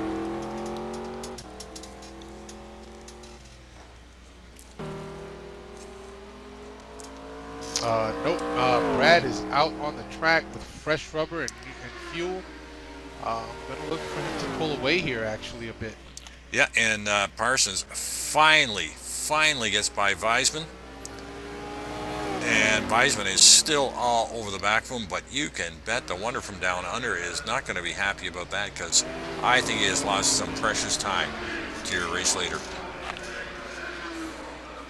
Yeah, perhaps so. He's 35 seconds back. Wow. That's a huge gap. Bigger than what I thought it was. Yeah, I am sure that lap has cost him a few seconds there. Yeah, and you know, it's not going to be an easy thing to catch Brad Merys. Not at this But point. out front, John Sportelli. Out front, he still has to make his pit. So does Alex. So Sporto gets to grab some of lead laps. That's always a good thing. So currently, there you are, your current race leader, John Sportelli. But mind you, he stayed out quite a bit the last time around, if I'm not mistaken. So let's see if and he's staying out again. So obviously, they have got those gears stretched out, and he can stretch his gas out a little bit. Boy, I gotta tell you, if I ever found myself leading a lap here at NAGP, I probably wouldn't know what to do with myself. I'd probably put it in a wall. Never happened to me. I don't think it ever will happen to me, but it always is nice to come around and watch yourself grab a few positions as you pass your competitors in the pits, but it drops like a rock when you come back out on the track. Oh, yeah, absolutely. So Sporto in 1, Poole in 2, and Alex White in 3. And Alex White cutting the grass a little bit there. Bit of the broadcaster's curse. These guys should be getting around into pits. Boy, so Poole managed his way around Alex White. This is interesting. Yeah, that David Poole. There's another fella here at NAGP, folks. You want some setup help? David's been a lot of help to myself and many other drivers here. Has a handle on just about every car here. He does detailed analysis of every car, and just a great guy to share setups with.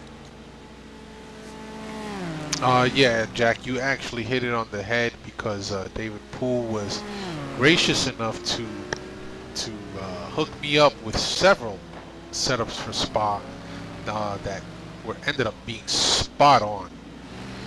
Definitely knows what he's doing with those setups. Yeah, and you know, more than willing to help anybody out. I mean, you know, as you call it, gracious. He definitely is.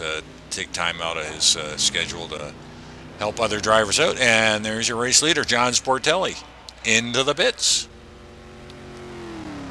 And followed by David Poole. Which gives Alex White the lead at this point. Yeah, and now Alex only has... Sorry, go ahead. No, go ahead. Well, I was just going to say that Alex only has a 15-second lead on Brad Merys. So certainly when Alex does decide to make his pit, that will put Brad right back up at the top. Way on top. 15 seconds is barely the in portion of the pit lane there. Yep, and Aaron is right back up there as well. So it looks like once Alex White does decide to pit, you'll have Brad and Aaron back up in 1 and 2. And then you have the Lauren Weissman is currently sitting in 4th, about 29 seconds back. So your current race leader, Alex White, in the Mad Croc Corvette.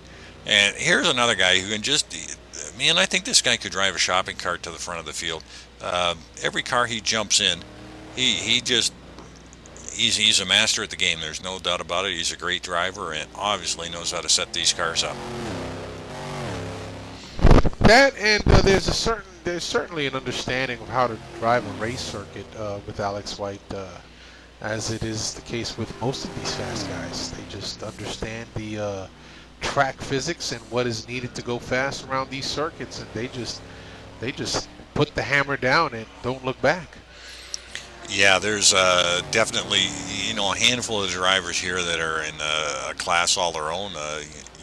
Roughly, the top 10 drivers in the league. But, as we looked at last week, I mean, we had one driver that qualified in the 57s. We had 4 drivers in the 58s, and then we had 10 drivers in the 59s, in the 1 minute 59. So 10 drivers in the 1:15 within 1 second of each other. It's incredible. It most certainly is, Jack, and where they get it from, I just don't know. But it's good to see. It's good to. Yeah, the competitiveness is there all the way through the field, though. And you get the top 14 drivers within a second and a half of each other. I mean, they're all racing out there, nose to tail, and the drivers behind them. There's racing all the way through this league. So, to any of you drivers who are looking at coming in and joining us, don't be intimidated. There's always guys out there to race with. Oh yeah, absolutely. And you know what? We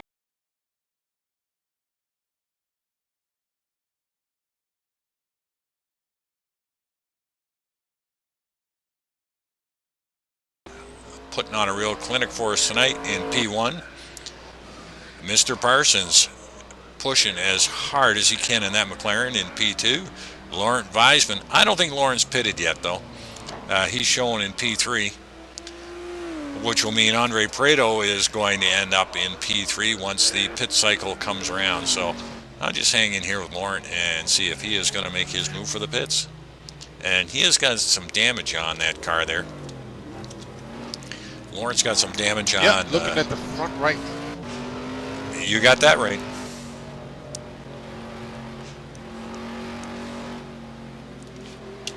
That can't help the handling of that car, which has been suspect all night long as far as we're concerned. Absolutely. But he manages to keep that thing out there on the track as best as possible. Savoie, unfortunately, did not have such luck for tonight, but Laurent Weissman not giving up. Nope, and they did look ugly early on in the race, but Laurent has sure got this thing dialed in for this stint of the race.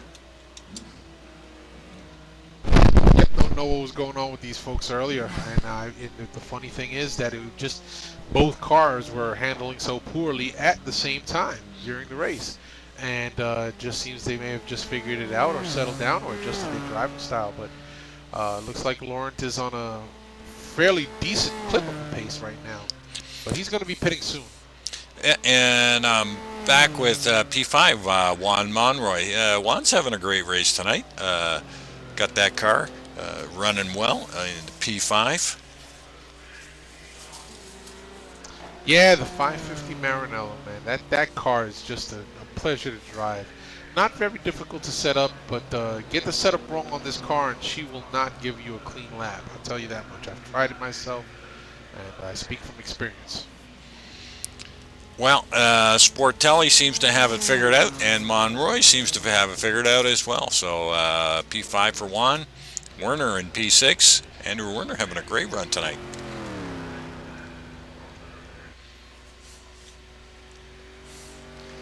Andrew Werner, one half of the 05 Motorsport race team. David Pohl's teammate, and Andrew Werner running out of Los Angeles, California. Originally out of Washington, D.C. John Sportelli. On board with David. Oh, yep. Just gonna say just on board with David as the rounds turn number 1. He's got that GT looking really good. Yep, coming up to one of the Aston Martins.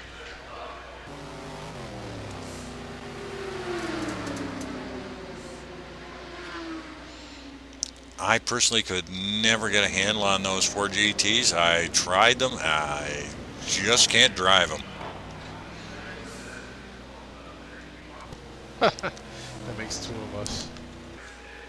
So in P11 we've got Mark O'Conney, and right behind him is John Luden, but I don't think John has pitted yet.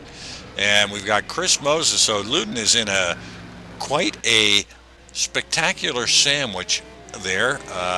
Chris Moses on his tail, and Mark O'Conney leading the way out in front.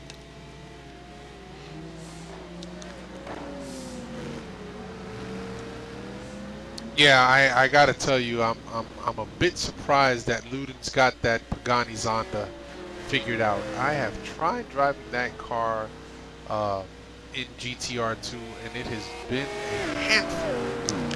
I love that car. The best I could do in race pace around this track was 201s, but boy, I really love that car. And mind you, 201s around Road America is very respectable for a GT1 car. That's why I was doing 201s, and I thought, boy, this car is a dream to drive, because it shocked me that I was doing 201s in this car. I would have loved to have been out there tonight in that Zonda. So go, John. Great race you got going there. And that's a tight battle we got going with Connie, Luden, and Moses. And Luden is all over the back of Connie right now. And Moses takes advantage. Tires in the grass.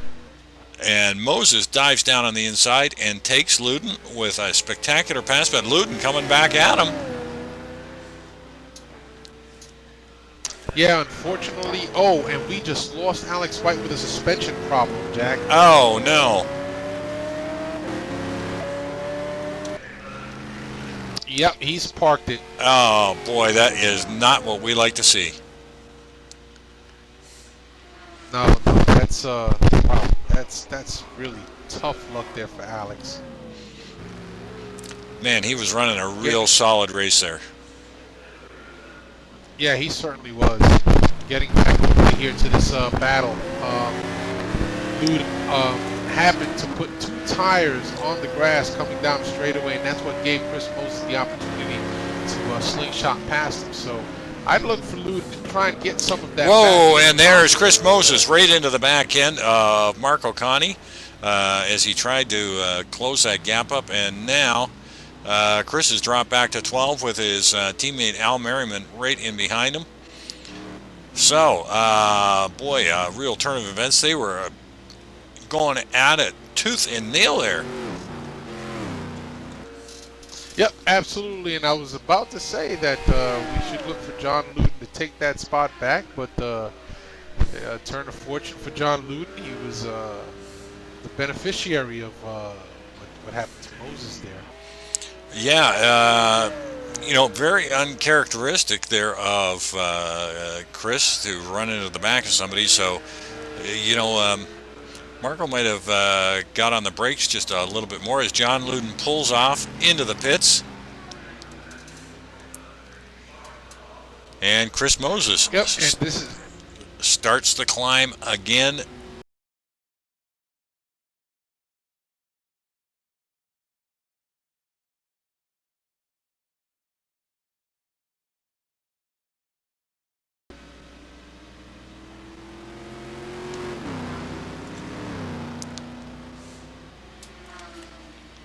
So we've got PMR, Precision Motor Racing, Al Merriman out of Lowell, Massachusetts, and Chris Moses out of Toledo, Ohio, running 10 and 11.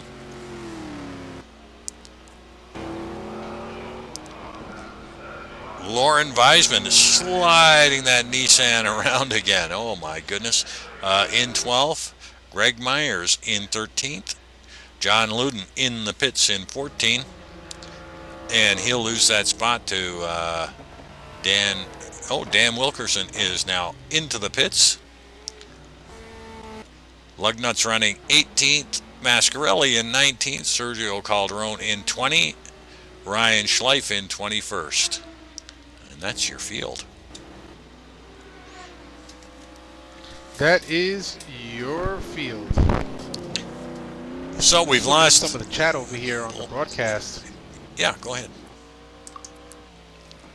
And looks like somebody's pedals became unplugged from the wheel. Took them out. Ouch. Not good to lose control in the middle of a race. Bolt those babies down, guys.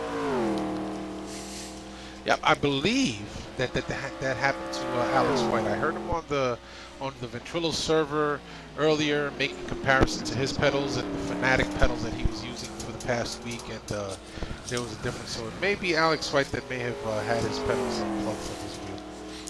Well, I've just gone over the leaderboard there, and we have got Mr. Parsons within 11 seconds of Brad Merys. Yep. Parsons starting to push a little harder now. And really close that gap, because at the close of the pit cycle, Brad Merys was out in front by, I believe it was 34 seconds. Yep, something like that. Brad Merys currently working on putting down lap number 49, so we're getting closer to their. We're going to be getting close here to their third pit cycle. So it's going to be very interesting to see how Aaron gets this done, because he's starting to close that gap. Yep, so we've got Merys on top of Parsons by 11 seconds. And almost a minute behind is his teammate Andre Prado. And Juan Monroy in fourth. Andrew Werner in fifth. About a minute 20 away. And the big race is 7 and 8. Let's jump on board with Marty Urin and David Pohl.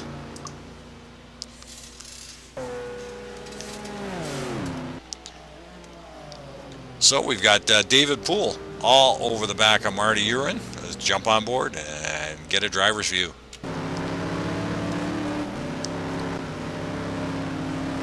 Yeah, with the amount of racing that's still left to go, I certainly expect to see Poole try and make one charge towards the front. Yeah, Dave's done a great job. He started quite a few positions back from this, so he's done a great job in moving that Ford GT up to the front here and getting a great drag down the main stretch.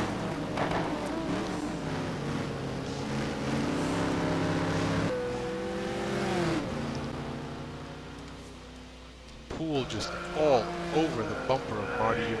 Absolutely, and I'm going to stick with these two, as this is some great late race action we got going here for P6.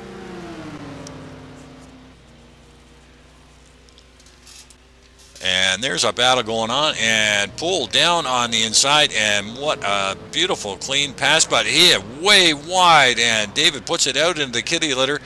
Marty hangs on, so there you go, the tactician of David Poole against our senior statesman, Marty Urin. Good on you, Marty. Long race. Hang in there, buddy.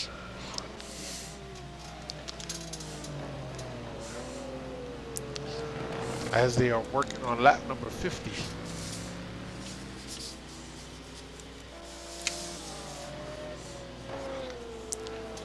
Marty Urin racing out of California. As I said, he is, no offense, Marty, you're probably our senior driver here at NAGP. It is a pleasure to have you with us. And we have got drivers of all ages and nationalities here. Yes, indeed. This truly is a global league. There's a little bit of background here on Marty. Marty is actually raced in real life, real cars, out in the Southern California circuit for years. Oh, very nice. I didn't know that about Marty. So not only is he speedy here at NAGP, I bet you he was pretty speedy and ferocious competitor out there on the real track. Sweet deal for But David Poole in P8 is trying to close that gap up again.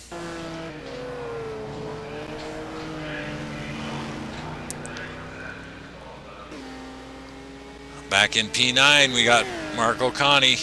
Chris Moses up to P10, so there is 15 spots that Chris Moses has picked up so far during the race, and you can bet he is going to try and reel Mr. Connie in. Oh, no doubt, and we've seen this over the last few races during the season where Chris Moses puts on a late race charge.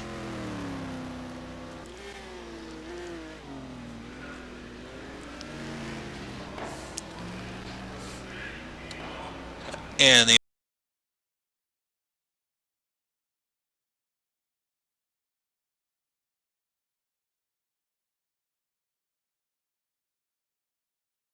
Flying Frenchman in.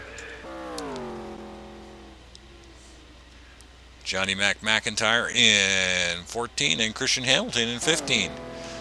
John Luden, good on you, John. He's now hanging on to the last points paying position of 15th. Johnny Lugnuts in 17. Dan Wilkerson in 18. And Lou Mascarelli in 19th. And Sergio Calderon in 20th. Ryan Schleifer rounds out the field in 21st.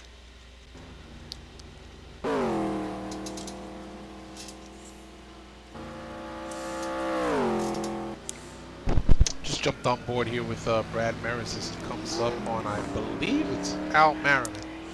So he's driving through some lap traffic here. He's on a blistering pace, however.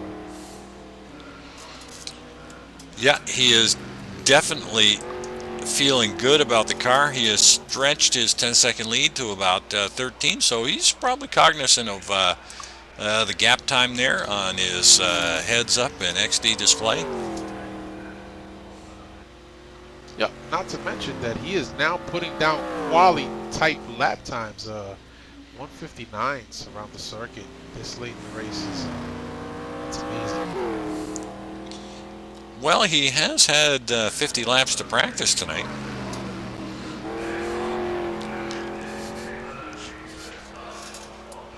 But those are some blistering times in full race setup. 51 laps down. They're working on lap number 52 now.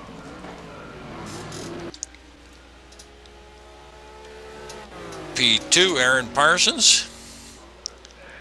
And Andre Prado, the other half of Anger Racing, this year's GT1 championship team in P3. Juan Monroy up to P4. This is a great run for Juan. He's going to be real happy here. Oh yeah, top 5 finish, absolutely, Jack. And Andrew Werner, talking about top 5, is holding on to that 5th spot there. He's going to like this a lot. John Sportelli's running in 6th. He's got Marty Uren not too far back, about 2 seconds back. So those two still have a battle going on for 7 and 8. Yeah, and Marty is definitely not going to like that he's got David Poole creeping up on his fender.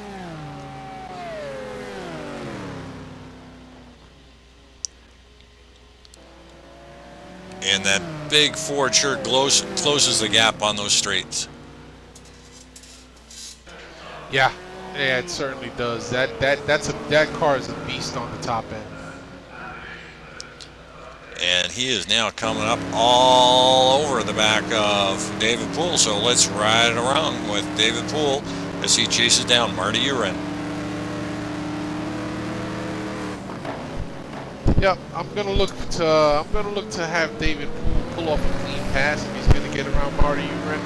And at this point, he's probably only gonna be able to do that getting some good pull or a draft right off of Marty Uren, getting him down one of the straights as they come across here in the 15.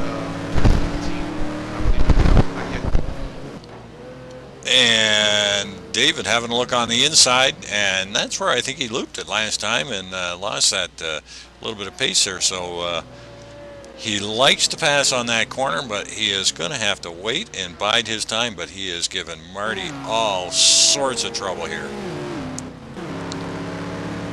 Yeah, Marty Uren certainly has his mirrors full right now with a whole bunch of David.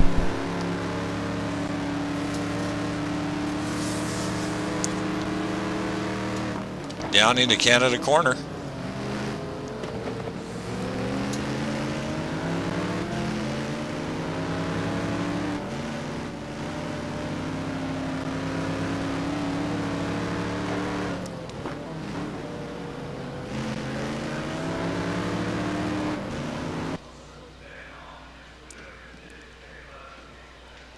Where we've got Lou Mascarelli and Ryan Schleif in the pits.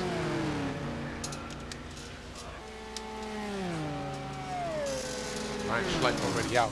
Lou Mascarelli in the pits at this point, making his last stop. And I've been hanging on to David Poole and Marty Uren, and they are battling hard here.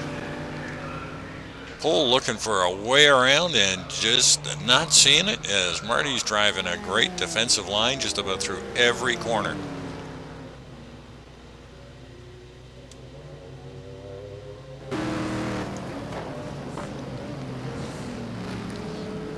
Up front, Brad Merys gets by a back marker, gives him a flash of the lights as a thank you, and continues motoring on.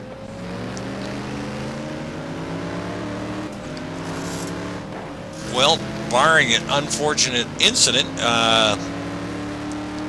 Parsons is going to have to put on a big push to close that gap.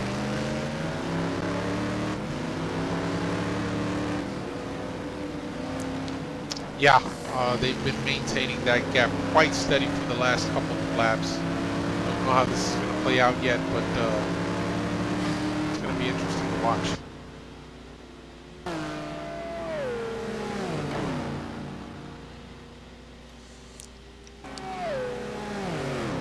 And still on board with David Poole as he tries his best, but Marty is having no word of letting Mr. Poole by, as Marty has a little bit of a slide.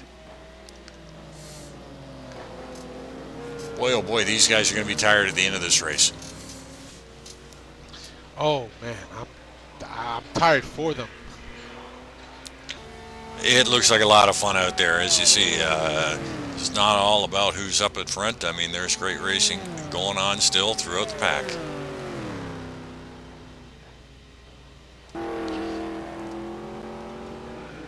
And Fredo just hanging back in position 3. well,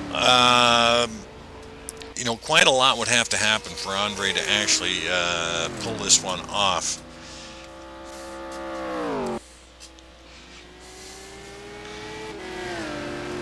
Yeah, absolutely. With over a minute gap when the pit cycles occur.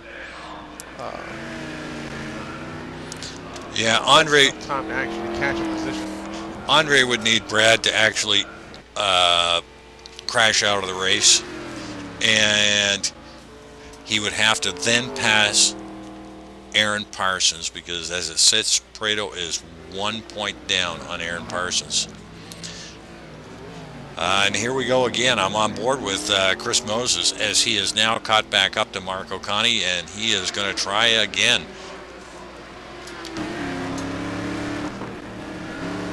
Last time we saw these two, it was a little bit of a bump and put Chris into a half spin and left Chris with about a 5-lap charge to get back up behind him. So let's see how this one plays out.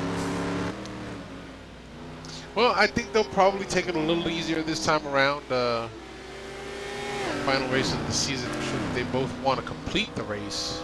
So I'm going to look for Moses to make a clean pass at some point around the track on Marco County. Well, I'm not so sure about that. Geez, I know Marco pretty good, and we've got one of the 4 GT1s gone sideways there, and that was David Poole. That's David Poole. So Marco's up to P8, and I think that Marco would love to put this one in the books ahead of Chris Moses. Oh yeah, there's no doubt about that. Those are bragging rights there, right? And there goes Chris. Moses taking a peek down the inside.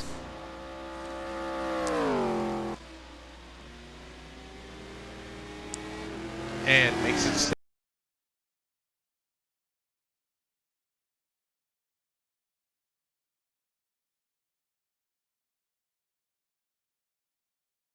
As I have seen on the track tonight.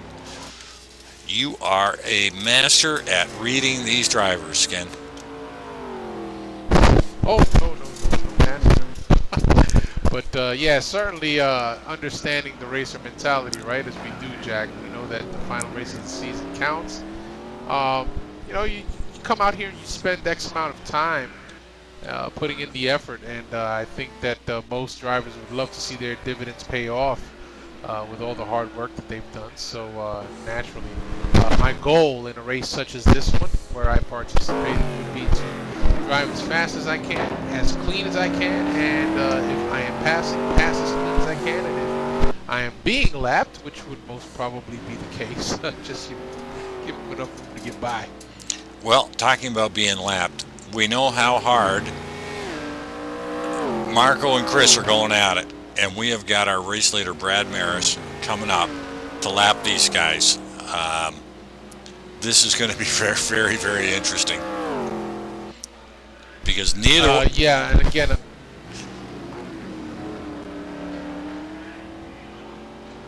sorry, you were saying? Neither one of these guys are going to want to let up to let Brad through, because that will cost them time. But they're going to have to let Brad get through. Brad is right up to a blue flag situation now, and Marco is taking the inside line, and Marco decides he's going to peel off into the pits. Wow, that's interesting. They are, let's see, Marco Conti, 54 laps in. They're 2 laps down from the leaders who are at 56. So I think that we may be looking at Marco Conti's last stop here. It will definitely be his last stop, and he is probably going to cut this pretty close. I know that the Aston Martin, which might be a little heavy on the gas, had a 21 lap window, so that Lambo is not the easiest car on fuel either. So Marco's going to be very, very close to the finish of this race with fuel. Yeah, hopefully he's taking on a full load and will be able to manage with that to the end of the race and maybe gain some spots back. But out front, Brad Merys, Aaron Parsons, Andres Prado, even though Andres is 1 minute 7 seconds down from the leader, these guys have checked out on the field. Pretty much. As you mentioned earlier, I mean, the race pace that Brad's showing tonight is just phenomenal. I mean, 159's in race pace for 50-plus laps is just spectacular. Oh, absolutely. Absolutely. Just looking back here, Chris Moses moving up to P8, Marty Urin in 7th. Good on those drivers. Yeah, wow. Chris is really charged up to the front of the pack there. David Poole slipped back to P9. Lauren Weisman hanging in at P10. Busted up front end on that Nissan, and I'm wondering, I just don't know what to say about this, Ken. I mean, this car looks so ugly. Where did they find, or where did Lauren find the drive line for this car is beyond me. It's beyond me as well, and again, I can only attribute this to the fact that, settled nerves and adapting to the car. Gotta be, because he sure looks a lot better now than they did late in that first stint. That first stint was just absolutely brutal. The two guys looked like they were both out of control, so they must have had similar setups. Yep, absolutely. And we're watching Aaron Parsons into the pits now as Brad Merys stays out, widens the gap. Yeah, and along with Parsons, teammate Greg Myers has dove into the pits too. Yep. So we're starting to see the last round of pit stops occur now. With some of the early leaders, see how the rest of the field follow suits or if they have a different strategy altogether.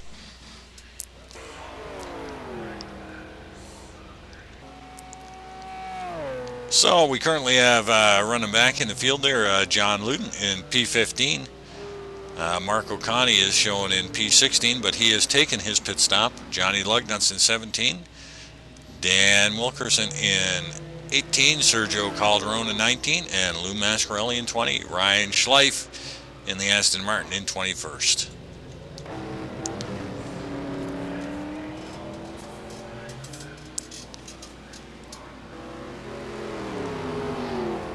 And back on board with your race leader, Brad Merys. Let's see, is this his pit lap? No, again. Nope. He's gonna stay out again, and same pattern that he's exhibited all night long. He stayed out a couple of extra laps each stint. Yep, so he is definitely going to have a shorter fuel load when he comes in for his final fuel stop. Oh, absolutely. Let's see here that Brad is currently working on lap 59. So he is well within his ability to get a splash and go, or about a half a tank, and maybe make it to the end on half a tank. Yeah, and you know, I haven't looked up at his lap times rate recently, but he doesn't seem to be suffering too much with tire wear at the end of his stints. No, I will say this, however, that about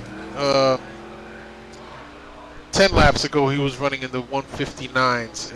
Over the course of the last 7 laps, he has been progressively slowing into the 2s.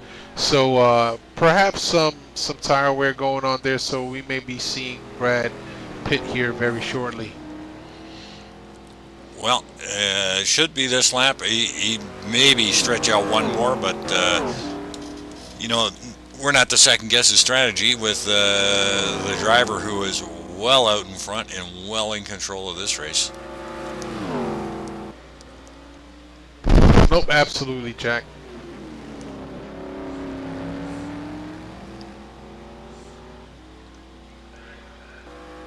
Boy, I am definitely going to get the instructor Brad Merys to hold a clinic in between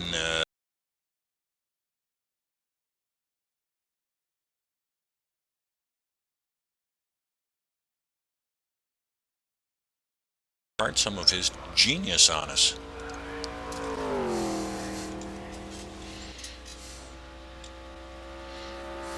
Of course, Moses ducks into the pits now, as does Andres Prado and Andrew Werner. So that puts John Sportelli in P2. And John's pitted late in the last stint as well, so we can look for him to keep that pattern up.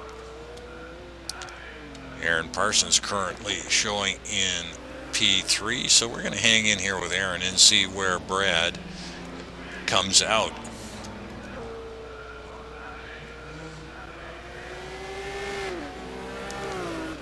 You know that Aaron is going to be pushing for all he's worth to try and make up the gap here. He is coming up behind Mark O'Connie, who can be tough to pass.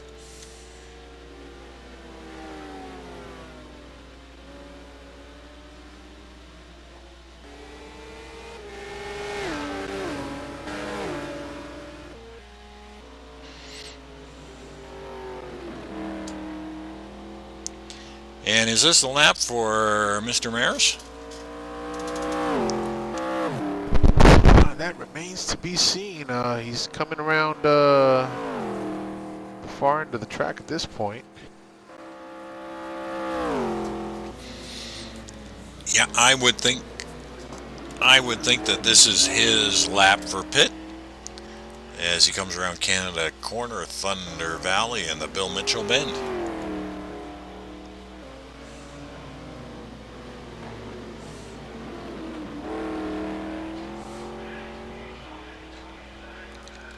And in he goes. Brad Merys, your race leader, into the pits. Oh, and into the wall as he tries to check up for one of the other drivers in there. That is not going to help him out. He is going to pick up some damage, and he is going to need to get that repaired.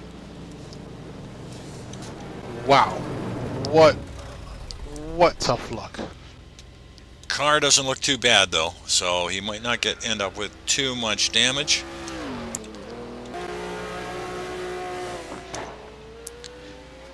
And let's keep an eye on Mr. Parsons, who is currently sitting in P3. He is about a minute and 15 seconds back. So, should Brad Merys choose not to fix the aero damage, he is in good shape. Aero damage repair, wow, that's about a minute and a half stop, easily. That may give the lead to Aaron. Yeah, it would give the lead to Aaron, but Brad is still in good shape. Even if he does lose the race to Mr. Parsons, Brad is still going to take it on points, but there is no way that Brad wants to finish out this way. Well, he's on his way, and Aaron is still 30 seconds out. So, let's see where Aaron is at on the track and just how much speed he's carrying. Coming down, wow. Yeah, he is. Aaron is coming out onto the final corner and onto the straightaway. And yep, comes out of that straightaway at about 105 miles an hour. So he's got some speed, but Brad is gone. Absolutely, and out on fresh rubber, so you know that Brad is going to put the hammer down again.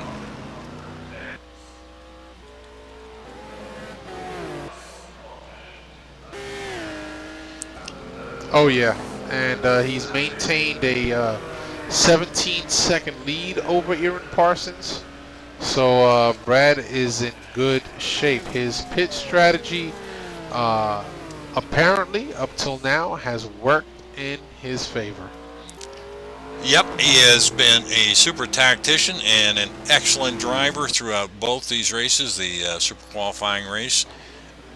And, you know, he won last week's qualifying race, and Parsons came in second, and that's the way it stands right now. Unfortunately, our third place finisher last week was Rich Roman, and Rich has dropped out of the race, and that's got to be a heartbreaker for him, to say the least. I mean, not the way that Rich wanted to finish the season, and probably not the way that Brad wanted to have it finish either. I mean, these guys are all competitive. They want to race for every point. And they absolutely do. So it is a bit of tough luck, and that's a hard pill to swallow. But hopefully we will see these drivers back next season, putting in as much effort as they have this entire season and giving each other the run for their money that they've given each other all season long. Yeah, and it has been it's been exciting and a joy to watch these guys. You know, as we could see, we had 13 race incidents in the last half hour dash for the cash, and it's always exciting around here to see who's going to finish where at NAGP GT1 Thursday night action. Yep, that it does. And just looking at the leaderboard here on my screen, Aaron Parsons still holding on to that P3. Now, I believe that John Sportelli still needs to pit. I'm not sure that he made his last pit stop as yet. No, John has been you know, consistent throughout the evening as well. He's grabbed an extra 2 or 3 laps. You know that Ferrari seems to be pretty conservative on fuel tonight, so he's hung out there and as long as he can, and I would imagine he's probably going to be in this lap at least.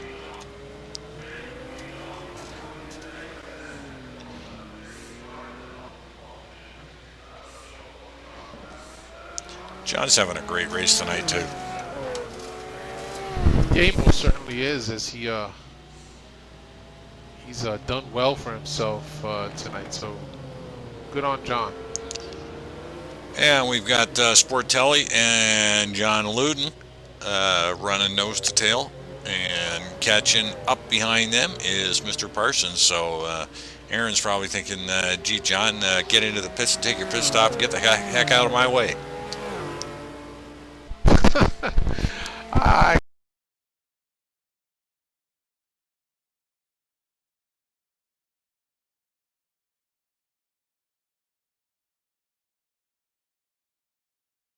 bad luck and putting himself a little farther down the grid, but boy, oh boy, he sure is racy out there in that Zonda. Oh, yes, he is. As they come to the straight, and Sportelli stays out.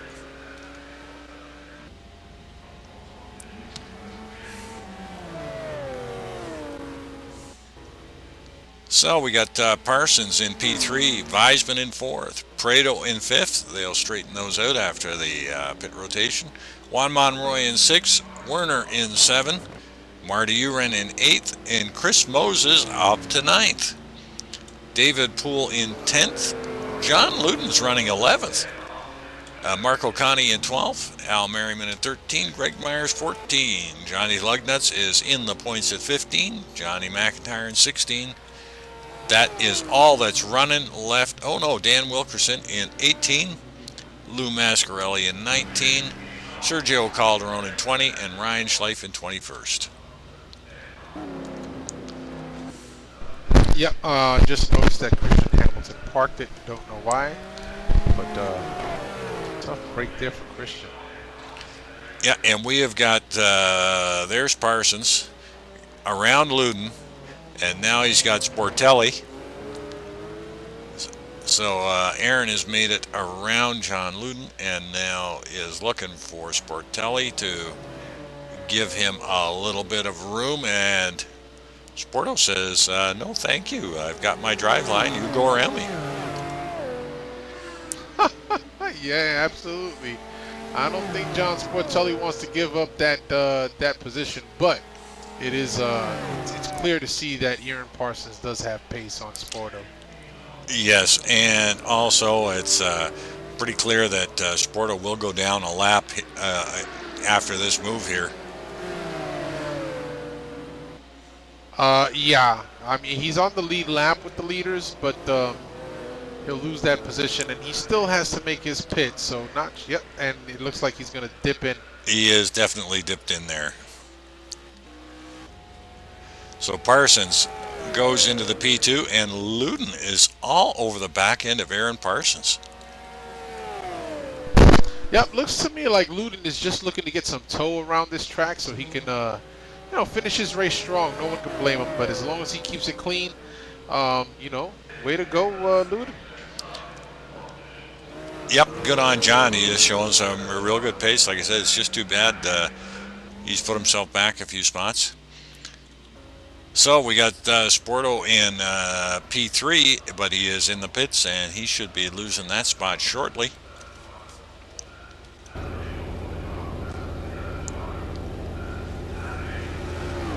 Yeah, absolutely. Lauren Weisman just went past him now as he crossed the start-finish line. And there's another one. I don't think Lauren has pitted yet either, because we're showing Sportelli in 4th and Prado in 5th, and we know that Prado is going to be running 3rd after this pit rotation all cycles out.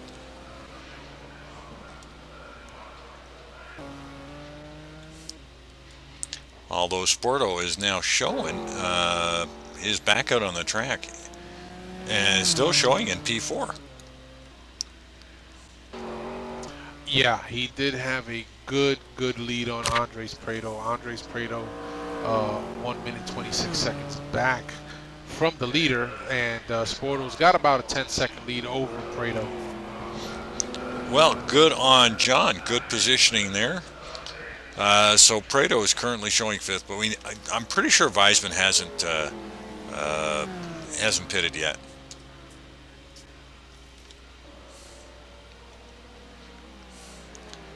Juan Monroy showing in 6th, Andrew Werner in 7th, and Marty Big Slide in 8th. Chris Moses in 9th. Boy, Jack, we have only 20 drivers still running. Well, this 3 hours takes its toll on these drivers. I mean, the concentration required to keep, consistent lap after lap for over 75 laps is just incredible. On the drivers and on the broadcasters. Absolutely. I believe I just saw your race leader, Brad Merys, go around Chris Moses.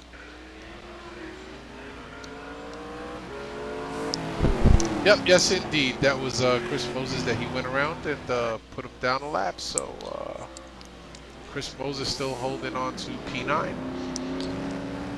And it just goes to show you how well Brad has mastered this car and mastered this track. I mean, he is lapping drivers that are normally, within seconds of each other in an hour and a half race, and Brad is actually putting some of these top NAGP GT1 drivers down a lap. Unbelievable.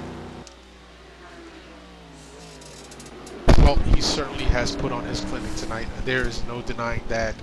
At this point, he deserves to run away with this race. Anything can still happen. The race is not finished.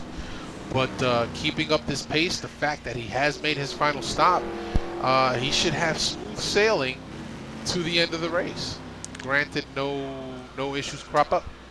Yep, and I'm right there with you, because I think all the drivers out there at this point know that you get that white and green or white and blue Celine coming around, give him a wide berth and let him go through, because he is racing for the double championship. Yes, indeed. So we've got David Poole is got Chris Moses in sight, and that'll end up being a battle of the Ford GTs. Boy, just looking here, Brad Merys was 65 laps down. We've got about 12 laps left to go, Jack. Yeah, and just cycling back a little bit, and John Luden is hanging on to P11. Good on John. Mark O'Connie has slipped down to 12th. I know he would definitely love to be driving in a top 10 here. Al Merriman got Marco in his sights at P13. And there's still some close battles going on here for, we're getting into, 60 laps of racing, and they're still within seconds of each other. It's unbelievable. Yeah, most certainly is. And you know what? That's a testament to the resiliency of these drivers. We've got Greg Myers in P14.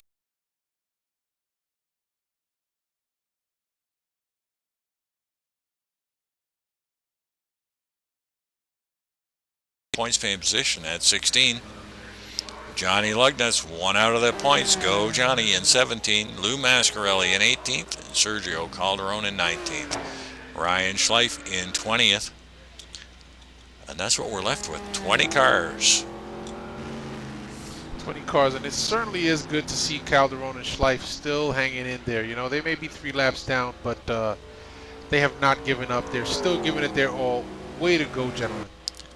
Yeah, it's been one of the things that, I complained about for, all the way through driving in NAGP is that, man, it seemed like forever I was the last car still running. And that's how I finished a lot of the races. But you know what? You're on the track, finish the race. Guys, that's what we go out for. So anything can happen, and keep going. Yeah, absolutely. You know what? When you've had a string of bad luck or just a bad race day, at some point when you feel that your position doesn't matter, you know what? Finish the race anyway. You never know what could happen. You could end up with the points. Picked up most of my points that way. Ken, just let everybody else crash out. That's it. That's the way you got to do it sometimes. Whoa, this Moses gets a little swirly back there behind Brad Merys. So we got your race leader, Brad Merys, followed by Aaron Parsons. Laurent Weisman hanging on to third. Laurent must have made his pit, and if that being the case, he is running a heck of a race to keep that Nissan into third. I still think he's... Yeah, he's still got a smacked up right front side on that car, but he is running P3. John Sportelli, a great strong fourth for John, and Andre Prado in fifth. Juan Monroy in sixth. Andrew Werner in seventh. Marty Uren in eighth. Chris Moses in 9. And David Poole rounds up your top 10. Excellent. Absolutely excellent.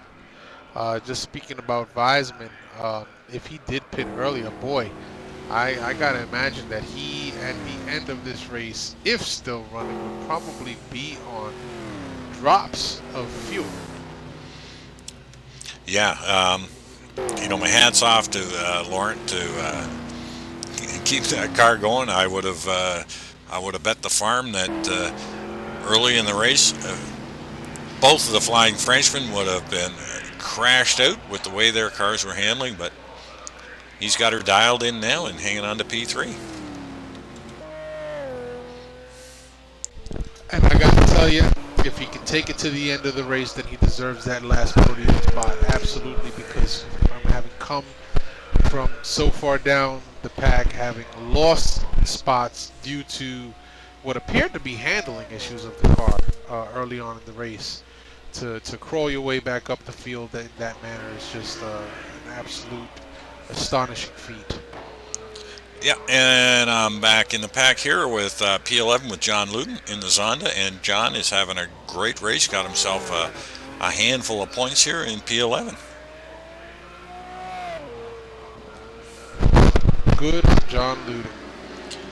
Mark O'Connie down in P12 as boy, he was as high as ninth, racing with Chris Moses there, but looks like during the pit cycle he has fallen back. And I've heard Marco mention in the past that he really needs to get a new pit crew working for him there. He seems to go in with the other guys and come out way behind, and he's blaming it on his pit crew, and so am I.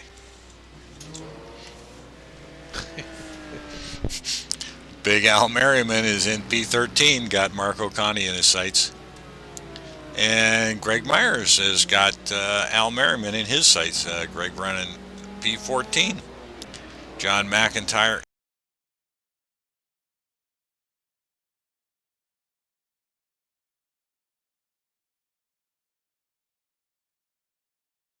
the final pay point for P16. Yep, good on Dan Wilkerson. As Brad Merys and Aaron Parsons have put 68 laps in the books, they are now working on 69 with just 8 laps left to go. And a 16.5-second gap between your first place leader and second place, Aaron Parsons. Yeah, and 16 seconds, if Brad can hold it together, he could maybe afford to just coast this one out at this point. Yeah, I would have to agree. Even if he's to give up a second a lap, Aaron might be pressing, but Aaron's got to put the hammer down and pick up at least a second a lap to make this a drag race at the end. Well, we see that Merys is coming up on the back marker and Piper, so I'm going to assume that once he has passed his back marker, he may have some clean track to just continue on his pace.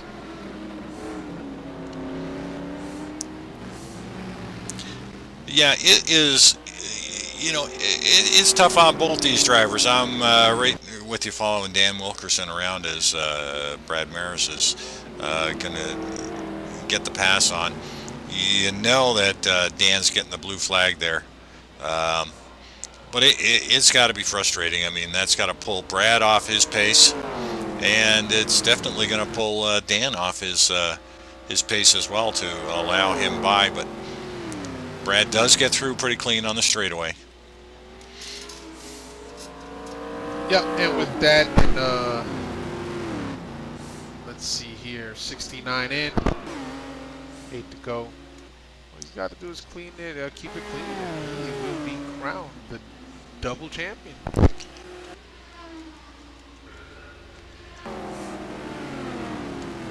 Yeah, it does look like pretty clean sailing. So right now we got Brad Merys in P1, Aaron Parsons in P2, Lauren Weisman in P3, John Sportelli in P4. But we've got a dogfight here. We have got Andre Prado is closed up behind John Sportelli, and I think Andre has said, okay, time for me to put the hammer down here. Coming up because P3 looks good to me. Yep. Well, if Andres Prato's lap times are any indication, he started dipping into the twos and about 3 laps ago dipped into the 159. So looks like he's starting to put some of the pressure on here in the final laps of the race to just try and gain at least the final podium position. Well, he is all over the back of Sportelli, and we know, and now he's having a look on the inside, and we know John is not the easiest driver in this field to get around. No, not at all. He is not going to willingly give it up, and you're going to have to work for it. You're going to have to fight for it because John Sporto believes that he has every right to that last podium position as anybody else. And rightly so. John's looking up and, saying to himself that now, if Sporto is now in third, is Weisman in the pits? Yes, Weisman is in the pits. He came in for a splash and dash.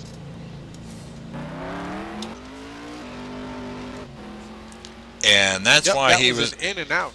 That's why he was in so up so high there. So that puts him out in P10. And that is giving Prado all the juice he needs. And Andre is saying, boy, whoa, Andre's out in the grass, but back on the track.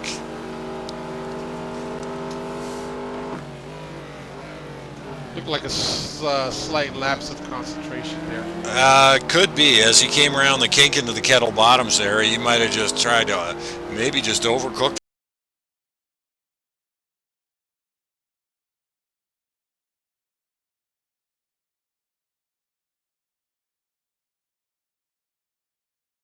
They are fighting for that last podium spot. Well, this is just the way we want to see it too.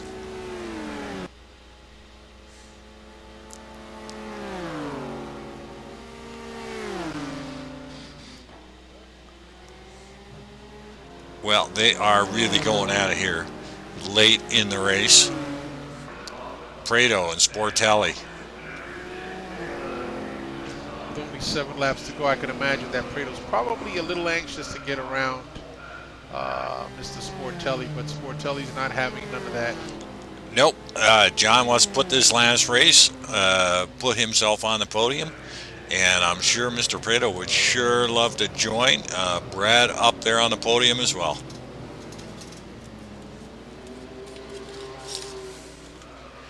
Oh, absolutely. Boy, you get... and Andre hangs it way out wide and gives Sporto a little bit of breathing room there. Yeah, he sure did. He peeked on the outside to see if he could put a move, but it wasn't to be. So, again, Sporto wasn't having any of it. Sportelli figuring, you know what, I want this just as bad as anybody else, and I'm entitled to it. I fought back to the 3rd position. I'm going to try and finish in 3rd. Yeah, and that's just what John needed was just a little bit of breathing space to get Prado off his bumper. But boy, oh boy, John's coming up with some lap traffic, and that's allowed Prado back into the fray. And now Prado has got to deal with some lap traffic there too. Prado around the outside of the lap traffic. Yep, absolutely, and we're actually seeing Prado push now just a little faster because he knows that the race is winding down, and he figures he'll put the pressure on Sportelli, see if Sportelli may make a bobble enough to let him by, but Sportelli is just hanging on as he takes a defensive line down the middle of the straightaway. Yeah, and it's not so much Sportelli's hanging on. I think John's running a great race here. Yeah, absolutely. But there is one guy I would not want on my bumper, is Andres Prado. I mean, that guy has put on so many displays of brilliance this year. It's not the guy I'd want pushing me to the finish. Nope, absolutely not. And just moving up a little bit further on the up the order with Aaron Parsons, 15 seconds back from Brad Merys. Brad Merys has got some clean track out in front of him, so it is pretty much sailing for Brad. I can't help but think that he's got a little some nerves going on there in that cockpit as he's smelling some victory.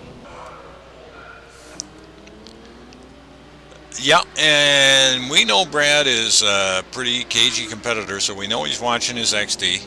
He's watching his heads-up display, and he knows what the gap is, and I'm pretty sure he's just going to manage that right to the finish. But we have got Sportelli and Prado, and they are making a race for P3.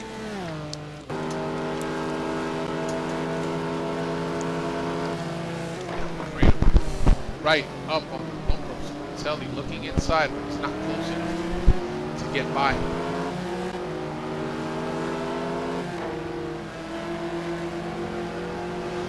Sparto a little wide there.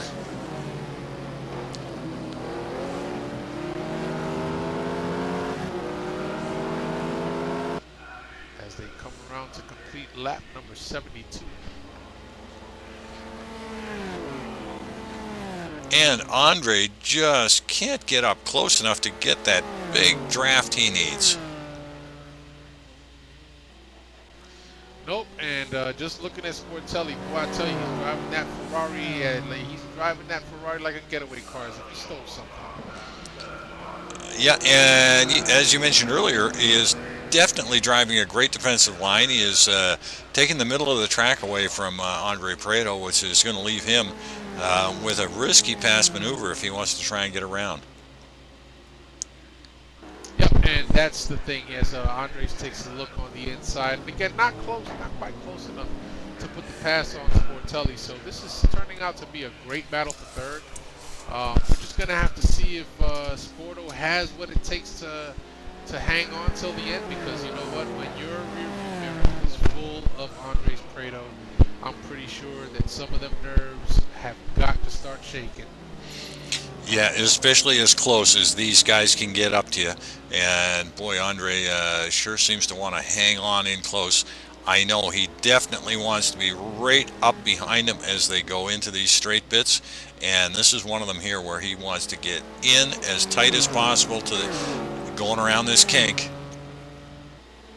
Yep, and it looks like he succeeded in getting close enough. I think he's going to start taking a look down the inside.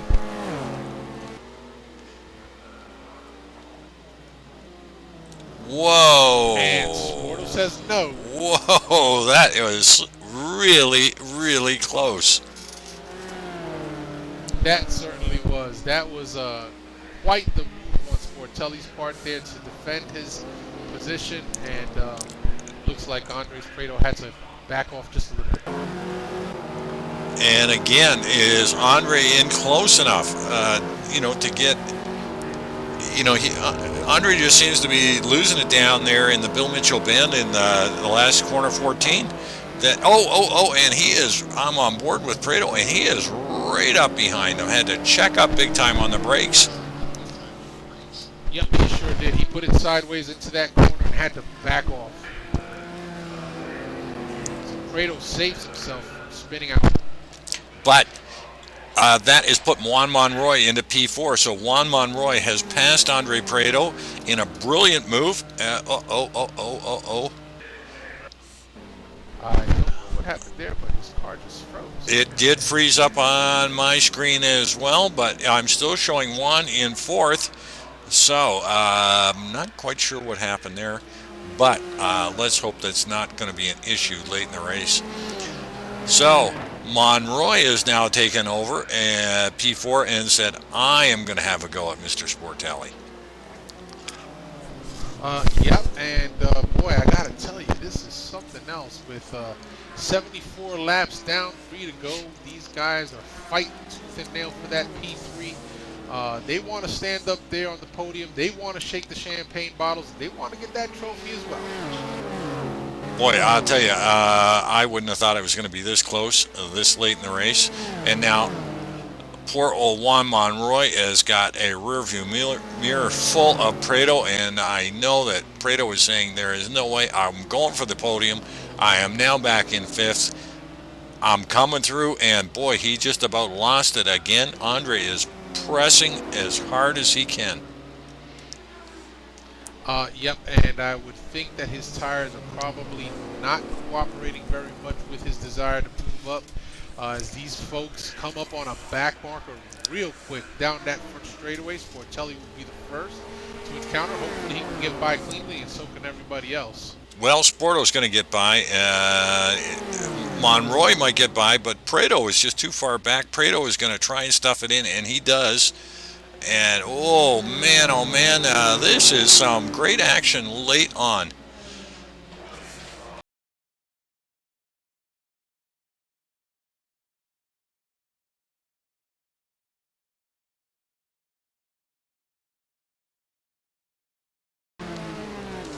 I would love to see some live feed video of these drivers at their rigs or at their computers battling it out. I'd love to see that, see what they're doing, how they look, and what their body language is like at this juncture of the race. Well, it has got to be intense. We've got literally a dash for the cash in the last couple of laps here. Now, I do not want to miss our winner to come through, but boy, oh boy, this is some great action we got here. Yeah, absolutely. So Brad Merys and Aaron Parsons have completed lap 75. We're working on lap 76 now. This could be it, boys.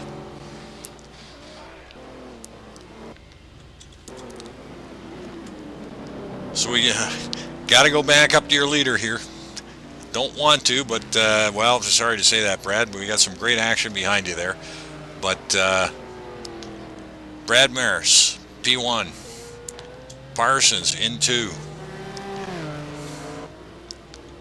Sportelli still hanging on to the 3 spot. And boy, Sportelli is just giving it all that he can. I can't help but think this guy's palms must be sweaty as Monroy tucks right in and takes a look on the inside. And I think Monroy has got him, and he has. And look at Prado. Prado going in, and oh boy, they're all off the track. All 3 of them are gone. That was a terrible move as far as I'm going to call it. That was a terrible move on Prado's part. Sportelli is going to hang on for that 3. Werner is going to grab the 4. Monroy in the 5th. And Prado back to the 6th. Well, wow. I don't know how you saw it, but that's how I saw it, Kenny. Yep, that was a dive bomb as he came through to turn number 1. So that was unfortunate. Well, I'm glad to see. I definitely didn't want to see Sportelli's hanging on to the 3rd. Werner's grabbed the 4th. Monroy in the 5th. So Prado got the worst of it, but he did knock Monroy out of one position and allowed Werner up there. Now we do have absolutely. back up in front. I've got your race leader Brad Merys, and this should be it. I believe that it is going to be.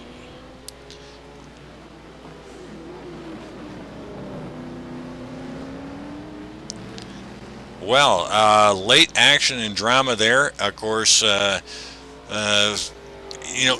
on Prado for the attempt. I just think it was ill-conceived. Just a bit, yeah. That was more of a dive bomb, and that you saw it going into that first quarter.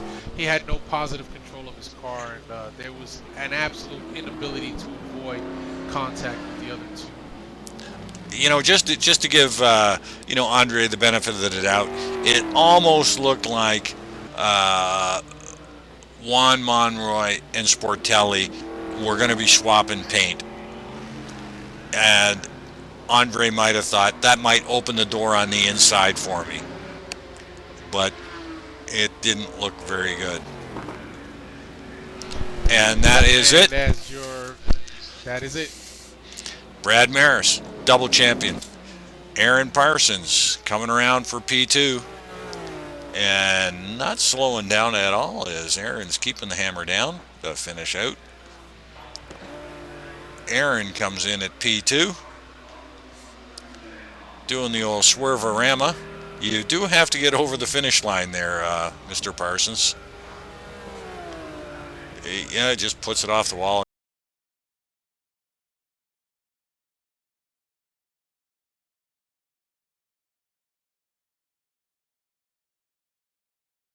Trying to chase him down still. Yep, no doubt. These last few corners, they're coming into the carousel right now. They got to hold a tight line here. Just make it to the finish line, fellas, and you'll be in good shape.